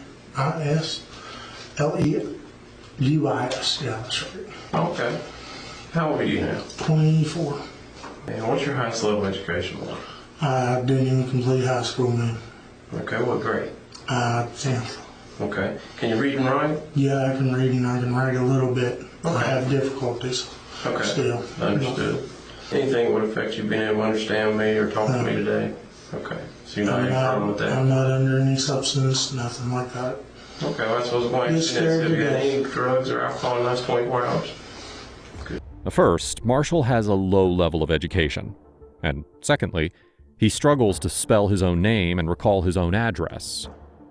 It can be easy to make fun of people in this situation, but Unfortunately, literacy, poverty, and low educational opportunities are still a problem in parts of Appalachia Hi, today. Sean. I'm doing well. How are Raleigh you? County, where Marshall grew up, has a poverty rate twice as high as the national average, and 41.8% of West Virginians read below an 8th grade level. The closure of coal mines, which once supported the majority of towns in West Virginia, left essentially the whole state unemployed, and many people in poor health from work-related injuries. As a result, Marshall's unfortunate situation is not unheard of. Knowing his financial situation and educational level helps. So I'm loving the commentary in the chat, so I'm going to show a few. So Drew James says, I think it's a multitude of things. Some people could have been influenced or inspired by others' actions or their surroundings and their situations. I agree. And also people do weird things when they're in dire need, right?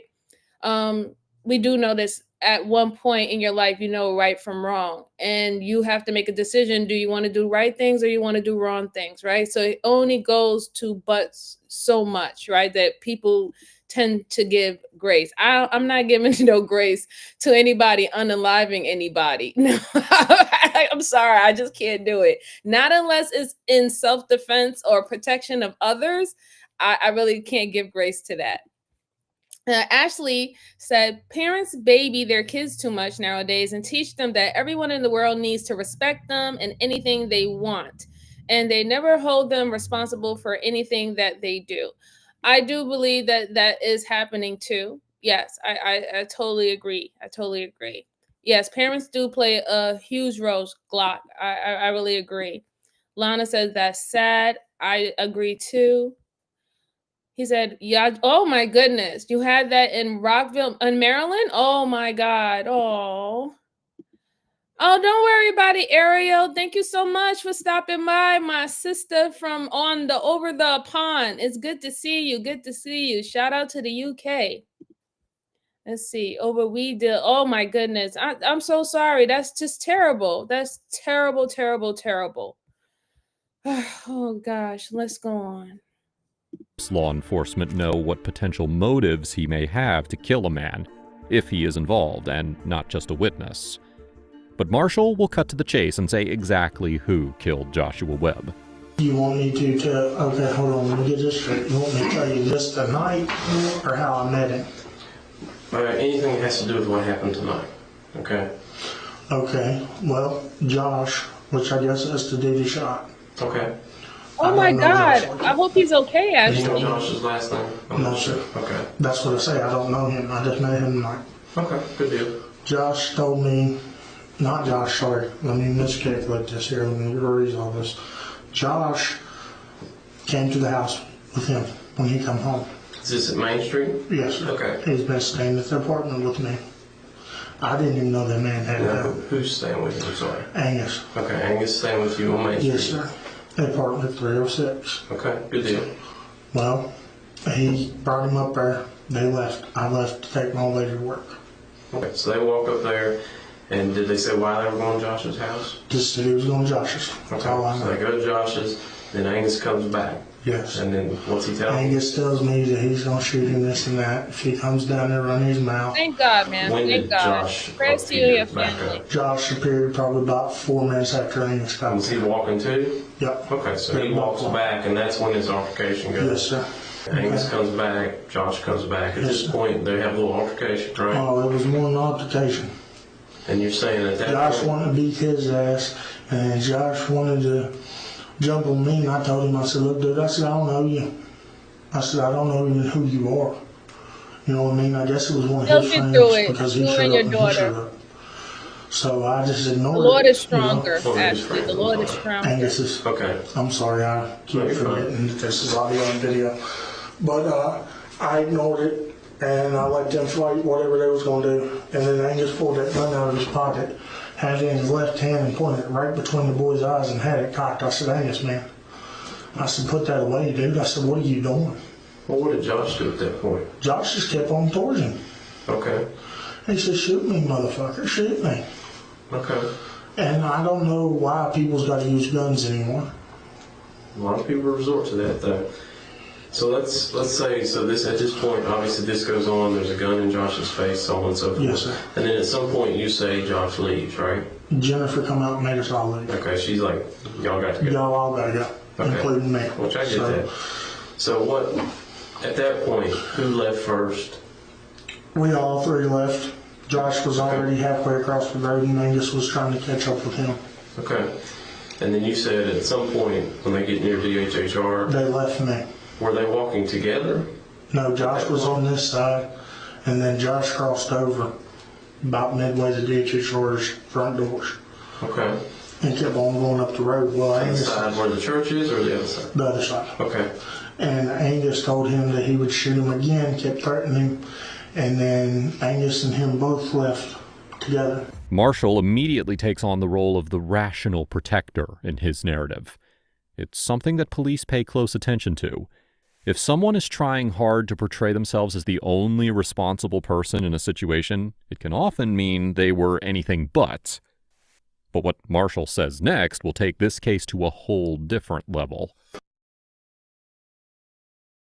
And before we go on, I just want to say that I find not only that he's coming in trying to be a good Samaritan, right? If he knows information, this is what we want people to do. Go and tell someone, call 911, help out, right? When you possibly can. But I find it funny that he took a long time to spell his name correctly. That's weird. The first things we usually learn is our first and last name and how to pronounce it and how to write it correctly. And he had a hard time spelling his name. To me, that gives off that you were spelling your name just in case if you're not detained or you're not arrested, that if when they try to go look you up, they can't find you, right? Because you gave them the wrong last name or the wrong spelling of the first name. That's what's alarming. Then it also, him telling the story. He knows everything by detail and detail. That means that you were actually involved in this incident. You wasn't just a bystander walking by. You was there. You was involved. You didn't say not once that you even tried to help the victim. The victim was left there. His body was cold with gunshot wounds, and you disappeared. You disappeared, and then a couple of hours later, you come into the police station to tell them this. And you're so happily, trying to say that this was your neighbor and they had this beef and stuff like that. A lot of it is really eerie to me, because he's really trying to make himself seem like how the video essayist said. He really trying to make himself seem like the stand-up guy. And he was like, hey, guys, don't do this. It's just an argument and all the stuff like that. But I didn't see you going into, I don't know, call the police right then and there, try to render aid or stop the bleeding for a victim. I don't hear any of that. So we'll see what else he has to say and what else they add into the situation. Let's go on. So as I got around to the apartment, I heard pop. And I walked around the corner and Josh was laying there. Angus had my keys to my apartment. Okay. And I walked in with him and I found his phone laying at the entrance. Picked it up. Okay. Because I didn't know whether to call y'all right away or what. I'm scared to death. That's a bad situation, right here. Angus is Marshall's roommate and friend. Law enforcement is very familiar with him, and they know that because of Angus's felony record, he is not legally allowed to possess a firearm. Angus's previous arrests include domestic battery, burglary, and unlawful restraint, which falls under the category of kidnapping. From the outside looking in, law enforcement appears grateful because Marshall has given them their culprit. But in reality, he's just given them two suspects, Angus and himself. Marshall seems pretty straightforward, and he isn't showing any signs of nervousness with investigators like guilty parties generally would be. And as he continues to tell his story, things are lining up with the evidence that law enforcement discovered at the scene. Now, where were you when that shot occurred? Where were you? I was just now popping the corner. Okay. I had to leave, so I was going back home to get my dog to walk me in the park. Okay. So you were Main Street in Canal? I watched him shoot him. I can tell you exactly how he shot him. Show me. Well, he had the gun in his right hand. Okay? Okay. He shot him up through the neck. He pointed right here in the gun. How close was it? She's close range. I mean, how close? Show me. About this far apart. Okay, so it's almost touching. Yeah. A couple inches. Yep. And he pulled the trigger and shot him. Okay. And what did he do at that point? What did Angus do? He ran back in the building. Okay. And as I was going around, because Josh was laying in the pathway there, the ramp. So I went up the stairs and went into the building. Okay. And I followed behind him because he had my keys. I couldn't get in. So we went up to the apartment, and he was, yo, I shot this dude, blah, blah, blah. I said, I know. I said, I heard it go off, dude. I said, what the fuck are you doing? I said, you can't be in my house like that, man. I said, I'm a felon. I ain't even supposed to be around the firearm, dude. Yeah. Did he not know that you actually seen it happen? No, he didn't see me. Okay. But you actually laid eyes on him and saw him put the gun under his chin? I watched him, and I can tell you exactly what the handle looked like on it. What did it look like? It was like a finished cherry wood handle. What color was the metal? Was it black, silver? It was silver. Okay. Do you know the difference between a revolver and an automatic? Yes, I do. An automatic takes a clip, and a revolver takes a cylinder. What kind is that? What? The one he had. What was it? That was a cylinder. 22 revolver. Okay. Had you seen it before? Had he been carrying it or anything? No, sir. Okay. Well, I didn't even put my hands on it. Okay. Tonight is the first night I seen that gun. Okay. Does you know of him to have any other guns? No. You can go search my apartment. The only thing that's sitting up there, and it's mine, is a battery-powered BB gun. Okay. Marshall has a history with law enforcement. So much so that he actually knows the two officers that he's speaking with. In February of 2013, Marshall was arrested for domestic battery. Just 4 months later, he was arrested for malicious battery. In September of that year, he was a suspect in a stabbing and a battery. Then, in 2017, he was arrested as a suspect in relation to threatening an individual, placing harassing phone calls, shooting a firearm, impersonating an officer, and larceny. Good to see you. However, Marshall had been on the right side of the law for some time at the point of his interrogation, and he seemed to be cleaning up his act for his young daughter and son. Marshall goes on to explain the fear he experienced when he returned to his shared apartment with Angus. This seems pretty dark.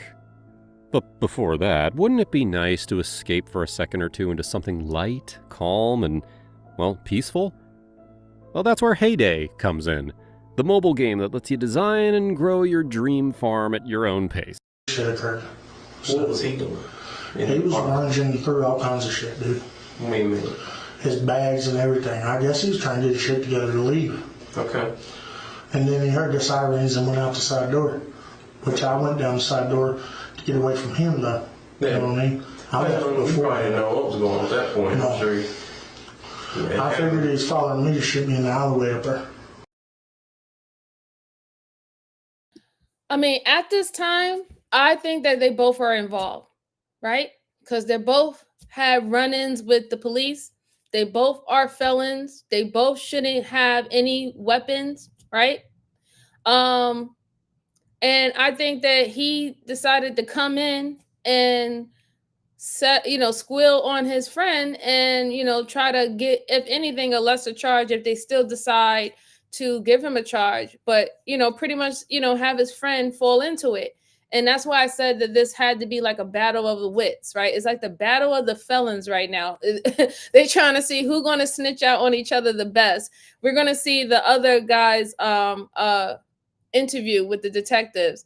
But this is how the detectives are looking at it. They're not looking at him as he's innocent. They're looking at him that, okay, there's a potential that you were involved in this, and maybe your partner, your roommate was involved in it, but now we need to find out how much you were involved in it or who pulled the trigger. That's what they're actually looking for right now. Not necessarily thinking that any one of them is innocent. That's not what they're thinking at all. Okay. I mean, I got scared plumb to death. I mean, I was breathing hard trying to get to where I needed to go. How far away were you when the moment that gun was fired? How close were you to them? Right, probably about from me to him. Okay, so you're real close. Is it likely that blood on your shirt is the victim's blood? No, sir, it is not. Are you confident on that? You can test it if you would like. Okay. That's my blood, and right there's the blood that it came from. Okay. Is that just that area on your shirt there? Yep. That's it, because I kept going like this. Okay, let's see, you got a bunch over here. Yeah, that's from my finger. I bleed pretty profusely. Okay. To your finger. I bit it. Hangnails. I mean, that was a question they asked me as well. So. Okay, good. Yeah. Well, we just asked because I mean, see blood. Yeah. I was going to mention that, but yeah, that's where that came from. Okay. Marshall encouraging law enforcement to test the blood on his sleeve and search his apartment likely makes him more innocent in their eyes. It'd be a poor choice for a person who's guilty to allow law enforcement to search their apartment without a warrant. That is, unless the evidence of the crime is long gone. By the way, if you're finding this video interesting, make sure to hit that subscribe button. It supports me more than you know. Now, back to the video. I'll explain this to you because I'm not trying to come down on you or anything like that, but I just want to make sure we got everything covered. Okay. So, one of the things that I don't want to happen, because right now you're a good witness, you're a witness to this, you had nothing, as far as we know, you had nothing to do with this, okay? I didn't have nothing to do with it. That's what it sounds like. So that's why we want to keep it, because it's important to us to have good witnesses. Yes, sir. But the important part of that is we have to have good, honest witnesses, okay? Yes, sir.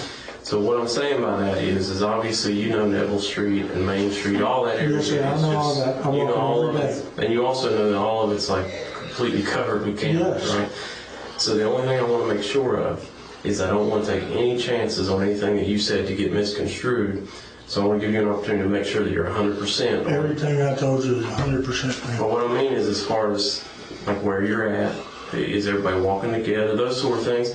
Because a lot of times when somebody witnesses something like this, they'll start to steer things, make it sound a little bit better, you know, or distance themselves. If you watch cameras by the HHR, you'll see me walking up there with him.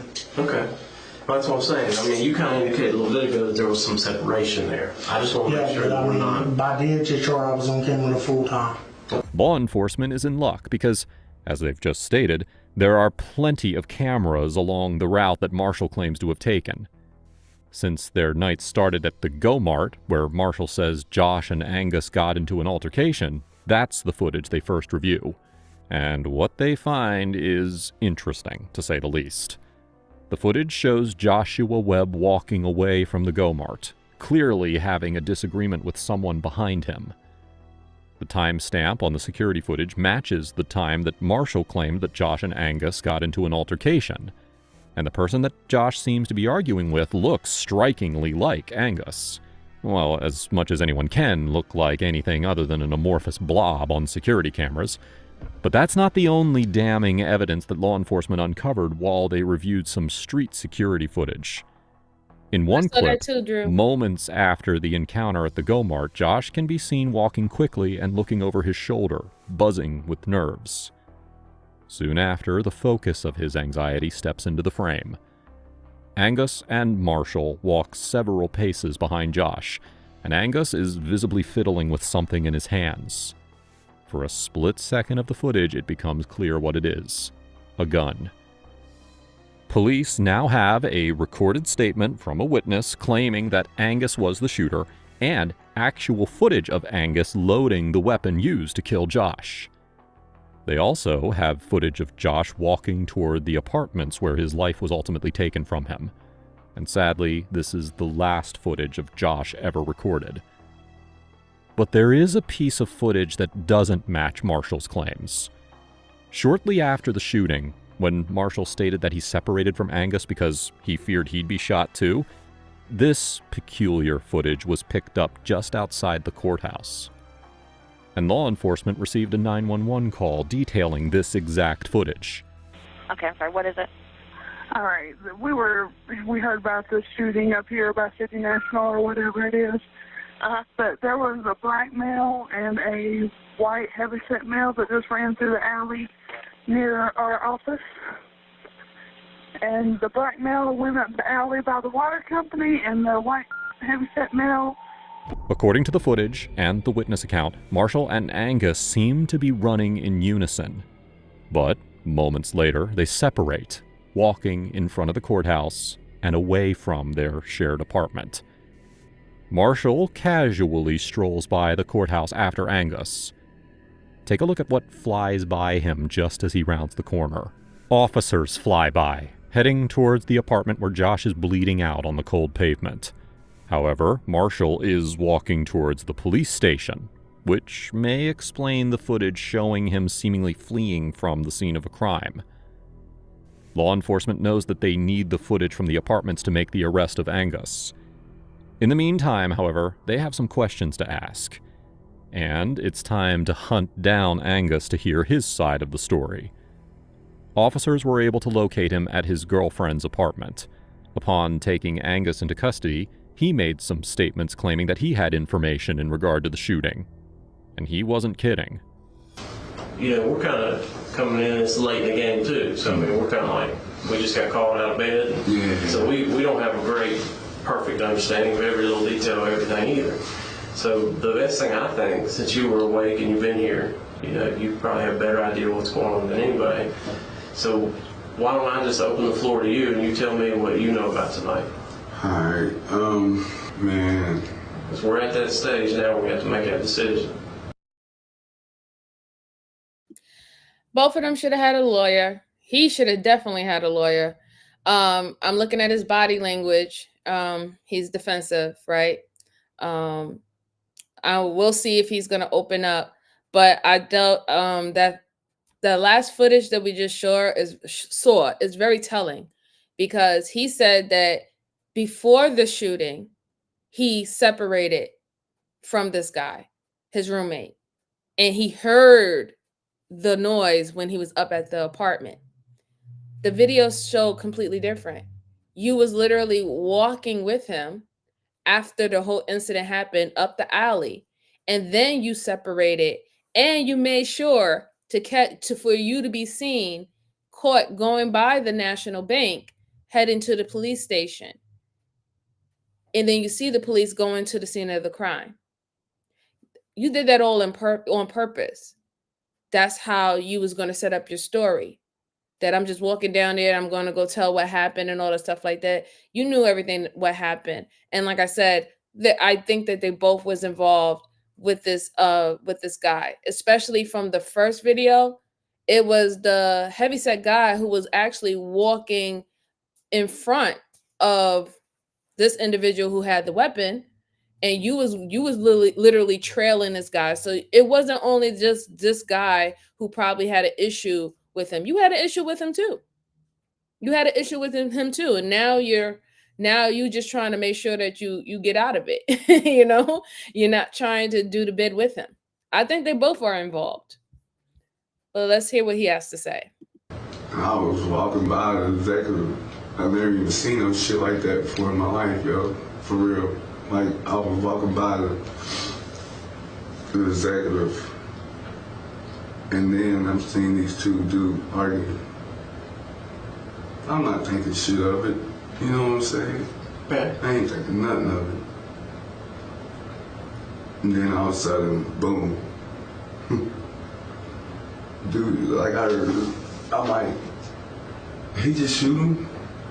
Okay. And I mean real, man. I just ran. I ran away. I never seen no shit like that before. Yeah. Me being from, I still never seen no shit like that before. Like, that's exactly why I ran. And I went up to her. I was like, I just seen some shit.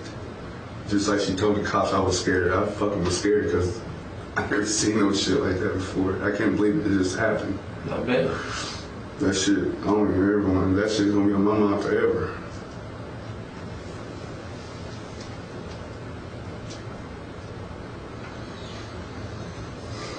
Are you ready now? Are we at that point now where we can do this? Because you know what we gotta do. You're in a bad situation, man. I get that. My opinion is there's a lot more to this that we don't know yet.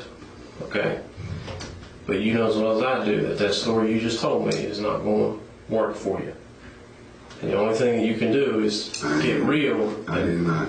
You're going to have to be honest with me and tell me what happened. I have to be honest, but I did not shoot no Well, then you need to explain to me exactly what happened. Because that's the only option you've got here now. If you want to get yourself in a position to fix this, you've got to get real with me. And right now, what you're doing is you're in fantasy land right now, and we've got to get you past that. I can tell it's bothering the shit out of you.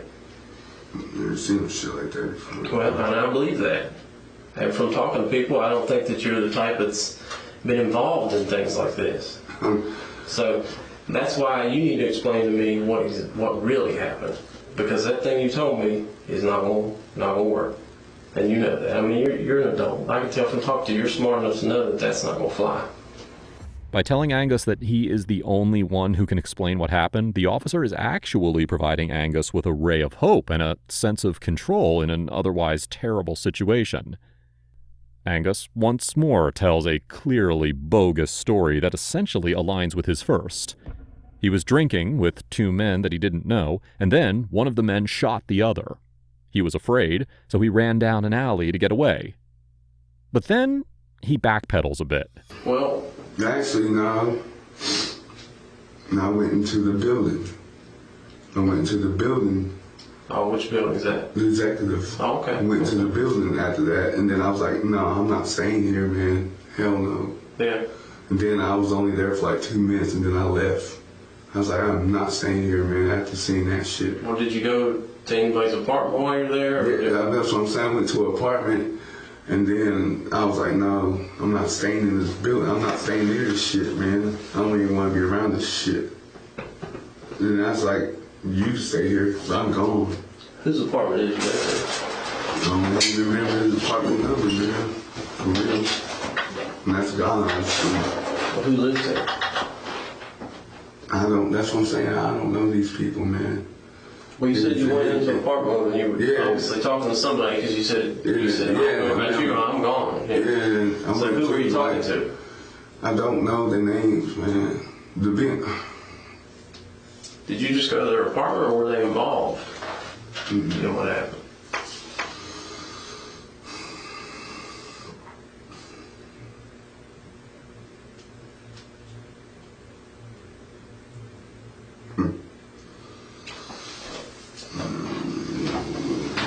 I just know it. I didn't have nothing, man. I didn't shoot him. This is not what I asked for, man. Guilty parties will often refuse to name anyone in their stories for fear that that person will be interviewed and then implicate them. Angus has no idea that Marshall has already beaten him to the punch. However, he is about to find out.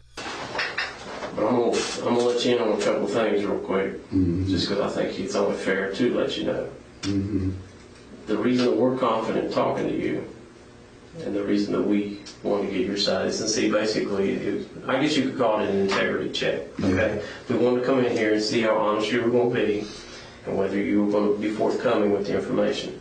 Now, the reason that we know that you're not is because do you realize that basically the entire trek that you took before this happened and where you were at, where it happened, everything's basically one long video, right?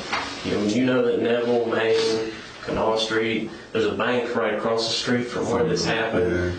You do understand that all of these places is just like one big Lincoln video, right? So I'm not coming down on you, and I'm not trying to be mean to you by telling you that, but I want you to understand that you're in a situation, and I think that you were smart enough to realize the situation that you're in, and the story that you're telling is not matching reality. So you have to explain to me what really happened that caused you to do what you did. Because we're beyond all that. I didn't shoot nobody. Well, you're going to have to get past that. I get it. He should have had literally just called a lawyer. But the funny thing is, it didn't dawn on him that they went and got him from his girlfriend's house, right? How did they even know to go get him at his girlfriend's house? He didn't put two to two together that his roommate had already gave his information, and that's why they was able to pinpoint where you be at, right? Like what locations you be at and where they can find you at if you're not at your own home. And he still, that whole code of snitches get stitches. He's still trying to uphold that. He had no idea that the way how they were leading him in this conversation, they were trying to allude to him like, you know, we know more than what you're really saying right now. You know, you might want to just tell us exactly what happened, you know, and if not, it's fine, but we do have enough information that we was able to actually bring you here in cuffs and then now give you the chance to give them more information, right? And that's literally what the detective said. They're not saying they didn't have nothing on you and they're running around here with you know, with their heads cut off, not knowing where to start at. No, they brung you down there because you are a hot lead. You are a hot suspect to what happened to this person.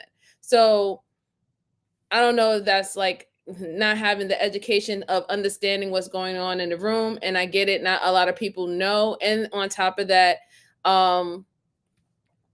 you know, it seems like if he have gotten in trouble numerous of times, he ain't learned from that anyway. So let's go on. Let's go on. It's really rough, but they really need to see. I want to hear what he says once they actually tell him that his roommate ratted him out. I want to see if he's going to sing like a canary like most of them do. But you're going to have to get past it. I understand. Am I being blamed? Am I being the one that's saying that they blaming me? Yeah, they're not blaming you. I'm telling you. It's not a question. This is not a question of bringing you in here and asking you if you shot this guy. Okay, we're beyond that. We know who shot the guy. You did. The fact of the matter is now we want to know. I did. Yeah, we want to know why. I didn't shoot him. We want to know why. No, I didn't. I didn't shoot him. Come on, man. I put that on everything I love. I did not shoot him, man. I swear to God, I didn't. Do you really think that's going to hold up? I did not shoot him. I'm not going to lie about nothing like that.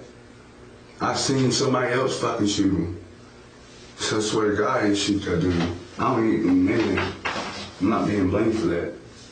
It's not a matter of being blamed. Like I said, do you not realize what I'm telling you? Do you not grasp what I'm saying about the whole thing's on video? And let me explain to you. That's all I need to hear. Well, let me explain to you that you look very different than the person you were with, right? I mean, I think you could agree with that. Mm-hmm. You look very different than that person. Mm-hmm. So it'd be very clear who had done that. Exactly. So that's what I'm saying. Then if it's on video, then I didn't shoot him. I'm comfortable with that. Well, if it's all on video, then it shows that I did not shoot. Because I didn't shoot him. Mm-hmm. I seen it. I was standing right there. Do you realize that you've probably told, I'd say, the range of 25 to 30 lies just in the time you've been in here? Look, man, I didn't. About where you've been? If you got it on video, that makes me comfortable already. I know for a fact I didn't shoot him. Then it's on video. Well, it is, and not only that. But okay, there ain't no video of me shooting. Well, there's also video of Gomar. Remember that? Mm-hmm. You didn't mention Gomar, did you? Okay, I mean, stop by Gomar. Yeah. Too, I said Sheets. Well, there happened to be an issue at Gomar too, right? Well, that happens to be on video as well. Mm-hmm. And guess who's involved in that issue? Yeah. Can you tell me? Me. Yeah, you. That's right. Not the other guy. Mm-hmm. You. Do you see where I'm coming from? Mm-hmm. Are you picking up what I'm putting down now? I understand, man. Okay. I didn't shoot him. You gotta get real. I'm getting real. I swear to God I didn't shoot him. I am not lying. So you're telling me that what happened to Gomar can happen? No, and you can go straight down the road. Guess who hadn't got Gomar? Obviously you know exactly what happened to Gomar. And you realize that's on video. Yeah. So how can we get from that, where you had the gun, obviously, I mean clearly up there you had the gun, explain to me from that moment to where this guy gets shot. Exactly every detail. If there's video across from the bank, then it would show him taking the gun from me. Which I really didn't want to have the gun. I should never gave it to him. But I didn't think he was going to shoot him, you know what I'm saying? I didn't think he was going to shoot him. Mm-hmm. And he shot him. And I was like, get the fuck out of here. Well, what did you think he was going to do with that gun? I thought he was just going to scare him to get him out in front of his door because he would try to block his entrance to his crib.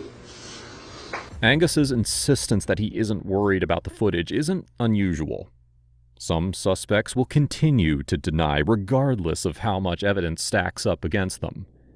Yet, Angus seems oddly calm.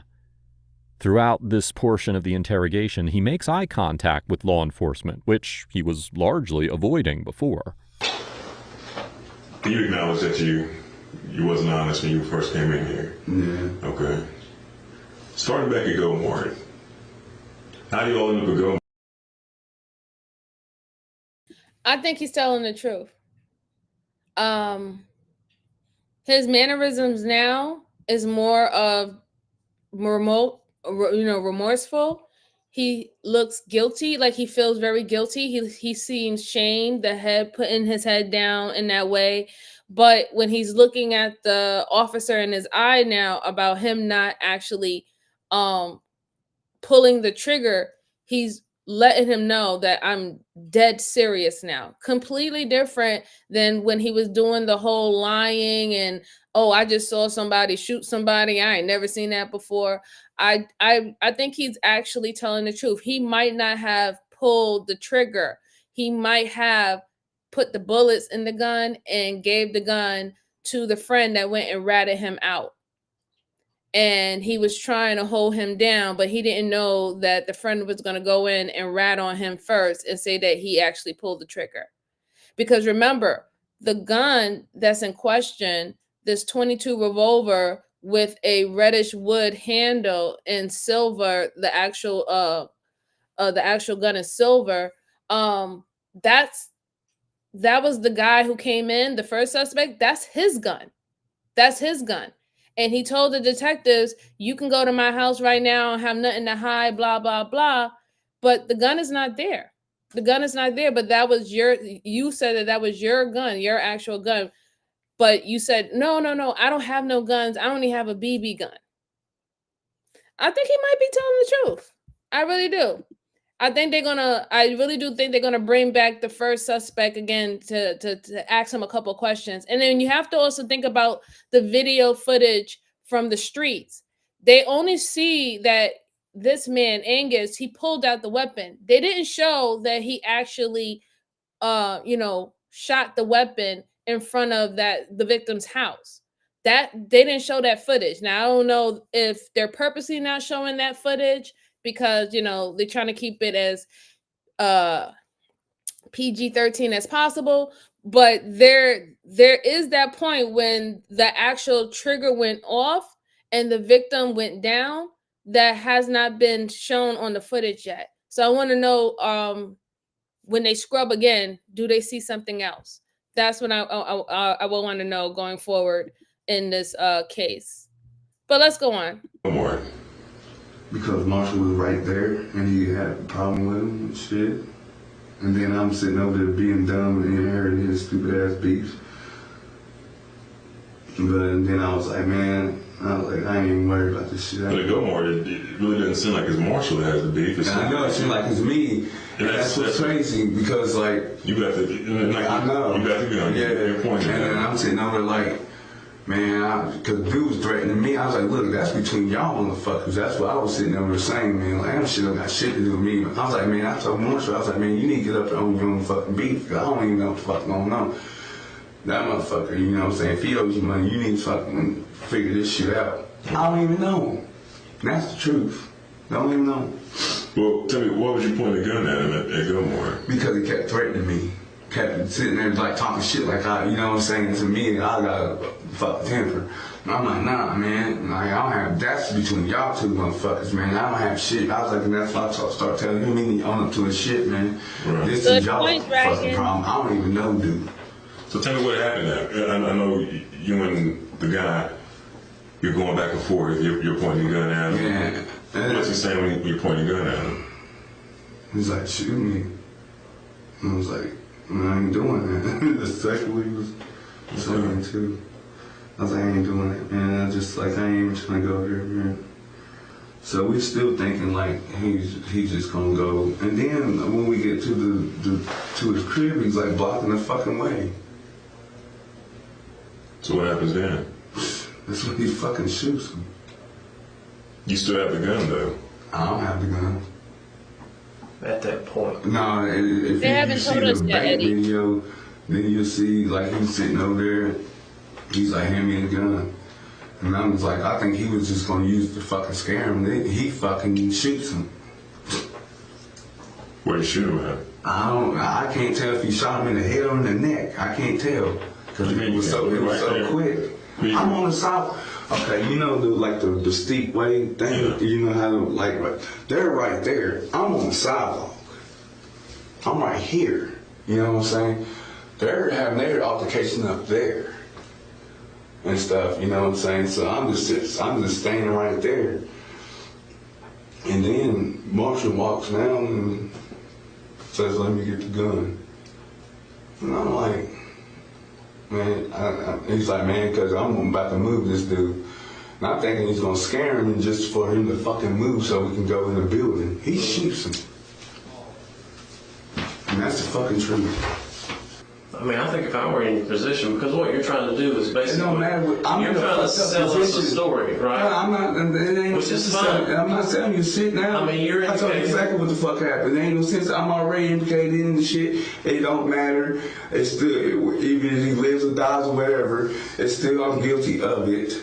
I'm just telling you, I ain't shoot him, but I'm still gonna be guilty of it because I gave him the fucking gun. That's what I'm telling you.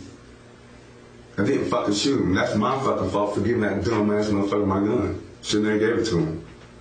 What I'm saying is that if we'll say your story is completely true, Why would I lie? If I sit there and just tell you right now that I know I'm guilty of all this shit, and because I already know I'm gonna be found guilty of this shit, why the fuck would I still tell you that I'm guilty of this shit and say another man fucking shot, and I'm still gonna be guilty of the same as he shot? Why? If I lie about that, I would tell you. If I fucking already gonna be fucking charged with the shit, then I wouldn't say, hey, yeah, I shot the motherfucker. Ain't no sense in sitting there playing games with you. Guilty parties will often confess to a lesser crime in hopes that they will only be convicted for that offense and that they will be seen as more truthful. Unfortunately for Angus, he's already burnt that bridge by lying at the beginning of the interrogation. As dawn swept over Beckley, law enforcement was sure that they were able to get what they needed to charge him with murder. Executive Manor got back to them with the footage from the case, the final piece of the puzzle that they needed. With no footage of the outside, law enforcement knew that they wouldn't have footage of the shooting itself. However, they hoped that they would uncover Angus handling the gun in the aftermath as he and Marshall rushed into the apartment. But what they got instead was even more shocking. Seconds after Josh was shot, Marshall is seen handing the gun to Angus. Angus wasn't the person holding the gun at the time that Josh was murdered. It was Marshall all along. Marshall, who went to the police station and threw his friend under the bus before the police could even look in his direction. Well, after viewing this shocking footage, law enforcement brought Marshall in for another round. I had a feeling. I really did. I had a feeling, especially when Angus was like, when he finally gave up and he was like, look, I know I'm an accomplice to this thing. I did initially threaten this man's life. I'm going to get something. So I might as well just tell the truth. But I didn't shoot that dude. But at one point, I was thinking about doing it. From there, I was just like, yeah, it had to be the other dude. And he, especially since he did the most to try to make himself seem like some stand-up citizen in the beginning. Like, he really went above and beyond. And wow. Let's see what he has to say when now they finally got that footage and he can't, what he's gonna say. Is he gonna say, oh no, Angus shot and he gave me the weapon, and then I waited until we went into the house and into the apartment and I gave him the weapon back? That don't make no sense. That don't make no sense. Let's go on. round of questioning. One of the issues that we have is, like we talked about earlier, obviously you know that whole straight stretch, that whole back. Yeah, I know every bit of that. But you also know that every bit of that's covered with cameras. Oh, I already know that. And obviously we don't sit in here and just lay every little detail out and tell every little thing that we know. But one of the things that we've been doing, obviously, is gathering that video. Gathering everything, yes. Yeah. So the problem is that some of the video that we gathered does not match what you told us. Okay, in a big way.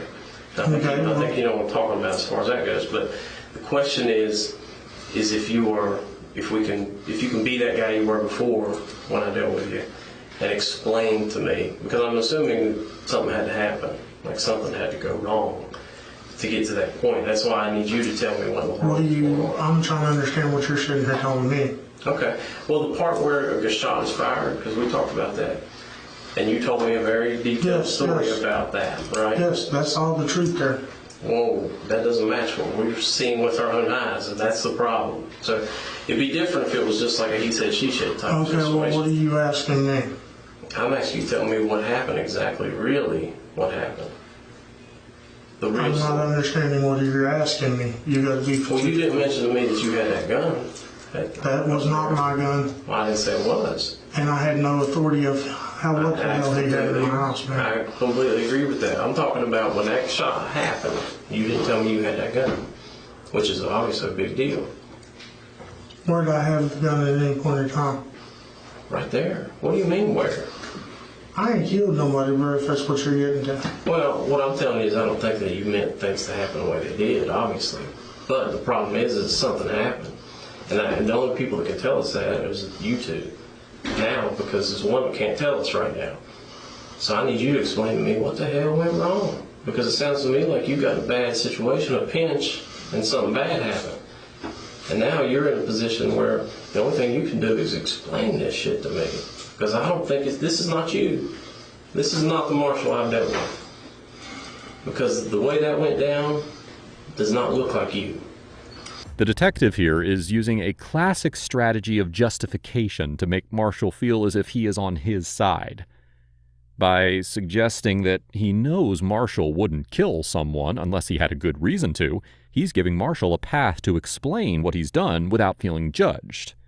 Marshall has an explanation. In fact, he has several. When one reason that he killed Josh doesn't stick, he jumps to the next. He raped my niece, bro. Really? When did that happen? That was Chelsea, the one that was up in Fayetteville. I don't know about that. And I've told him numerous times, don't come to my house. Oh, yeah? Yeah, but I didn't mean for the gun to go off. Okay. Well, look, you certainly not going to see any pity for a rapist from me, because that's like the worst thing you can do. So you need to explain to me, because I get that. If that's what he did. I didn't really mean for the gun to go off. He come to the house and was starting trouble, and I didn't mean for the gun to go off. I was just trying to scare him. I didn't even know there was a round in the gun. Okay. Well, when you say he came to the house causing trouble, what did he do? Out front, he was out there trying to kick my door in. I can't have him out there kicking my door in, and I told him, leave me alone. Okay. When did he do that to your niece? How long ago was it? About 4 months ago, and I told him that he needed to stay away from my home.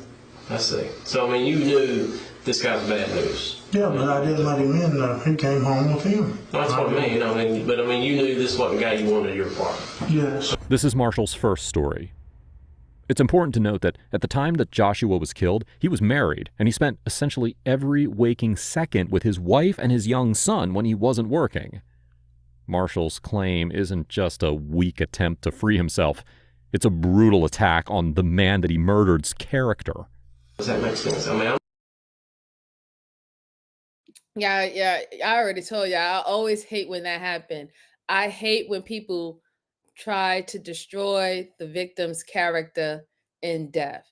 It's bad enough people do that in life, but when you do that in death, there's a special type of hell for you, right?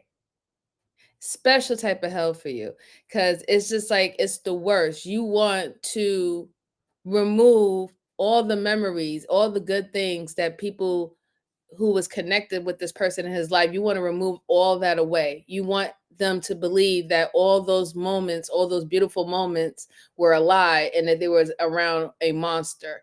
Now we know in certain situations that is the case, but when it's a situation that is not the case, you're doing the family such a disservice by destroying someone's character in death, right? And I want you guys to realize, you see how his whole mannerism from when he came in with the yellow shirt is completely different when they had to bring him back to ask some questions. Before he was all yes sir, no sir, and so mild and calm and acting like a real like sweet teddy bear. And then he got very agitated and aggravated and quite condescending when they started saying, well, I need you to let me know what's going on. He said, what you mean? I already told you. I don't even know what you're talking about. Then how raggedy can you be that we don't know if it's true or not, so I don't know. But let's pretend that it's not true. Let's pretend that this is a lie. To even wish that on your niece, to wish sexual assault on your niece just so you can save yourself is some below gutter crap right there.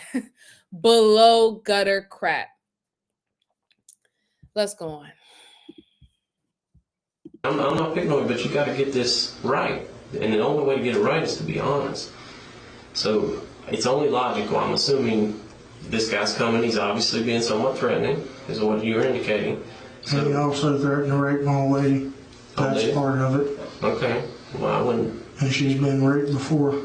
Well, especially if you know he's capable of it, I'm sure I wouldn't. And he come in the way he was looking at my old lady tonight, I didn't like that. Was that a Gomar? No, that was in my house. Okay. Before, that was... Oh, yeah, they're both guilty, like I said. Angus brought him home. Okay, so that was earlier today? Yes. Okay, and you didn't like the way he was looking at her? No. Okay. Did he say anything to her? Nope. Okay. Did she say anything to you about the way he was looking at her? Nope. Okay, you just picked up on it. Okay. So you saw the way he was doing it. Marshall continues to attack Josh's character by claiming that he threatened his lady. Well, in reality, however, it would eventually be discovered that Marshall thought that he was, quote-unquote, looking at her wrong. Minutes later, Marshall has yet another excuse for shooting Josh. And then he threatened to harm me. I mean, what else do you want to know? What did he do? What did he say to threaten to harm you? He told me that he'd pick up something and bust me in my head with it. Yeah. And he went to reach for his pockets. They're on the platform. What am I supposed to do? Well, here you go again. You're doing exactly what I'm asking you to do. No, I get that part. And that part might be true. What I'm telling you is that I hope you understand there are certain things. Obviously, the video. I ain't never been through all this. I get that. Well, I'm helping you. I'm trying to break it down for you. You got the video. There's also things called ballistics, which tells us how close people are when guns are fired. You know, when somebody gets hit with a bullet, it tells you. I know what ballistics is. I watch enough of CSI. Well, see, you know then. So that's exactly what I'm talking about. So in less than 30 minutes, Marshall has gone from claiming he didn't shoot Josh to claiming that he did it as retribution for his niece, then that he shot Josh because he threatened his girlfriend, then that he accidentally shot Josh, and then, finally, that he shot Josh in self-defense. In other words, law enforcement isn't believing a single word he's saying. And as he grows more frustrated, his anger comes out at the officers. It's the exact kind of unwarranted anger that officers believe led to him murdering Josh. What do you want me to tell you? What I'm sitting here trying to figure out, okay, you're telling me about the ballistics, this and that and that and this, okay? What is the specific thing you want me to tell you? It's not so much what I want you to tell me, it's the fact that I don't want you to tell me the things that you're telling me that aren't true. Like the fact that you were trying to portray him as a lot more aggressive in that moment than he really was. And I don't want you to do that because it just doesn't jive with the situation. It makes you look like a dishonest person. And if you're looking for any kind of to show that you were redeemable in some way, then that doesn't work. You have to. I mean, absolutely. You cannot say that that man was aggressive. We're not saying that that man who lost his life could not have been an aggressive person in general. We don't know that. But from the videos, he was not aggressive. He was walking away from you guys and y'all was trailing him from the behind. You can't paint him as this aggressive guy. And then you can't say it's self-defense when the victim didn't have a gun. You brung a gun to a fist fight and they caught you on camera doing that. I think that is like a prime example of who really are the aggressors here. It's just crazy for him to be saying that. But wasn't that funny when he said that he watched a lot of CSI? I thought that was so hilarious. That had me dying. That was crazy. Oh my goodness. Hi. Oh my God. Dr. G, is so good to see you. Thank you for stopping by, ma'am. I appreciate you. Please, everyone, go to Dr. G's channel. Girl, you better. She gives you great tips and she's great at what she do. And she has a great children's book that's out there on Amazon and a couple other platforms. So look into that. She's a great, great woman. Thank you for stopping by, ma'am. Shout out to you. Shout out to you. Let's go on. I know I ain't redeemable. Well, you have to lay it out there. I mean, what do you want me to do? How are you not redeemable? What does that mean? I'm up to shit creek, man. What the fuck you mean? I'm saying. I mean, you're not like an evil person, are you? No. So that means you're redeemable. I mean, you did a bad thing. But I don't want to. But it just means you did a bad thing. It doesn't mean you're bad all the time, like core to your core, okay? So that's what I'm saying. If you want society to believe that this was just a bad act of somebody that's not completely, horribly bad, then you have to tell the real story. And like I said, you're trying to portray this guy as though he was aggressive towards you, and it just doesn't pan out. But he never said nothing to me, other than he was going to kill me. That was it. I don't believe you said that, Marshall. Well, I mean, what do you said that? That's what I'm trying to tell you, is you're painting this picture. Listen, man, you're asking me questions. I'm answering as truthfully as I can. Well, that's the problem. When it's called a qualifier, when you put that at the end and you say, as I can, truthful as I can, that means you are not telling the full truth. It means you're telling me the parts that are okay for you to give me because they don't hurt you. But the question is, I'm trying to figure out what happened in Marshall's head, all of a sudden make you shoot. I don't know. Just kind of. I'll be honest with you. Just that angry about everything? I don't know. I really don't.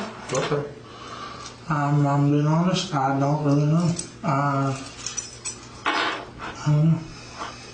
Okay. Well, what made you come here afterwards?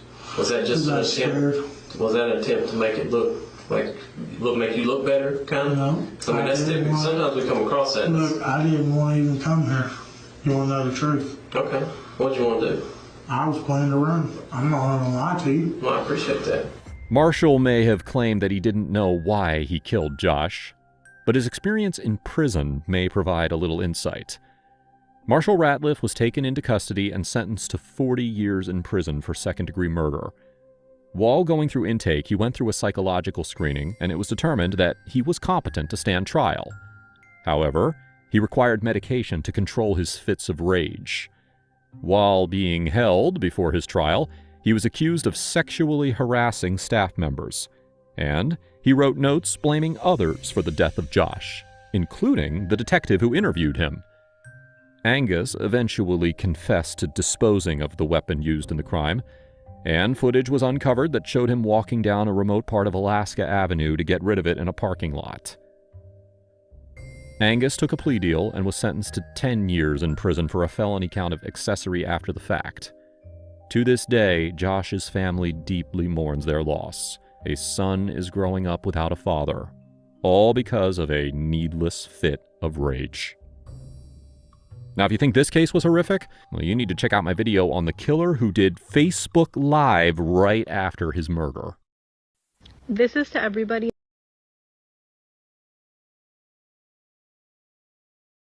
That was insane. That was crazy. He really did try to set his roommate or his friend up. And it seemed like he had no reason to even unalive this dude. He just saw this dude. He was jealous of this dude for some particular reason, his life or whatever he deemed that this guy's life was better than him. And they started harassing this dude, initially tried to rob him. And then they just took his life. I find it crazy that they now find out that he has like fit of rage. You could tell that he had fit of rage, definitely in the interview. Like the way how he spazzed out when he didn't want to get his way. That was a lot of signs of when it comes down to narcissistic people or people who's on a high level of sociopath, when everything that they tell you doesn't work, they start to get angrier and angrier and angrier, right? Because they believe that you have to believe whatever that they say, right? And when you don't give them that, they get even more mad. And that's what I was starting to see from him. It's unfortunate that his friend had to do 10 years, but you helped him. And then you almost threw yourself under the bus still trying to protect this dude. But I'm glad that he didn't kill that dude, like, actually take his life. I'm glad about that. And it's just shameful, really. It's shameful about the whole situation.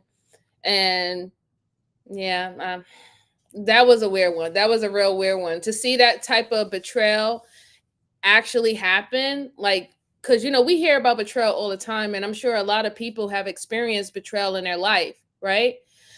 But to actually see that type of how far people can go to betray a person, this is someone that holds you down, someone that you love, someone that you perceive that you're supposed to care about, all these things. And when people want to get into that self-preservation mode, it doesn't even matter if you're blood, let alone close friends.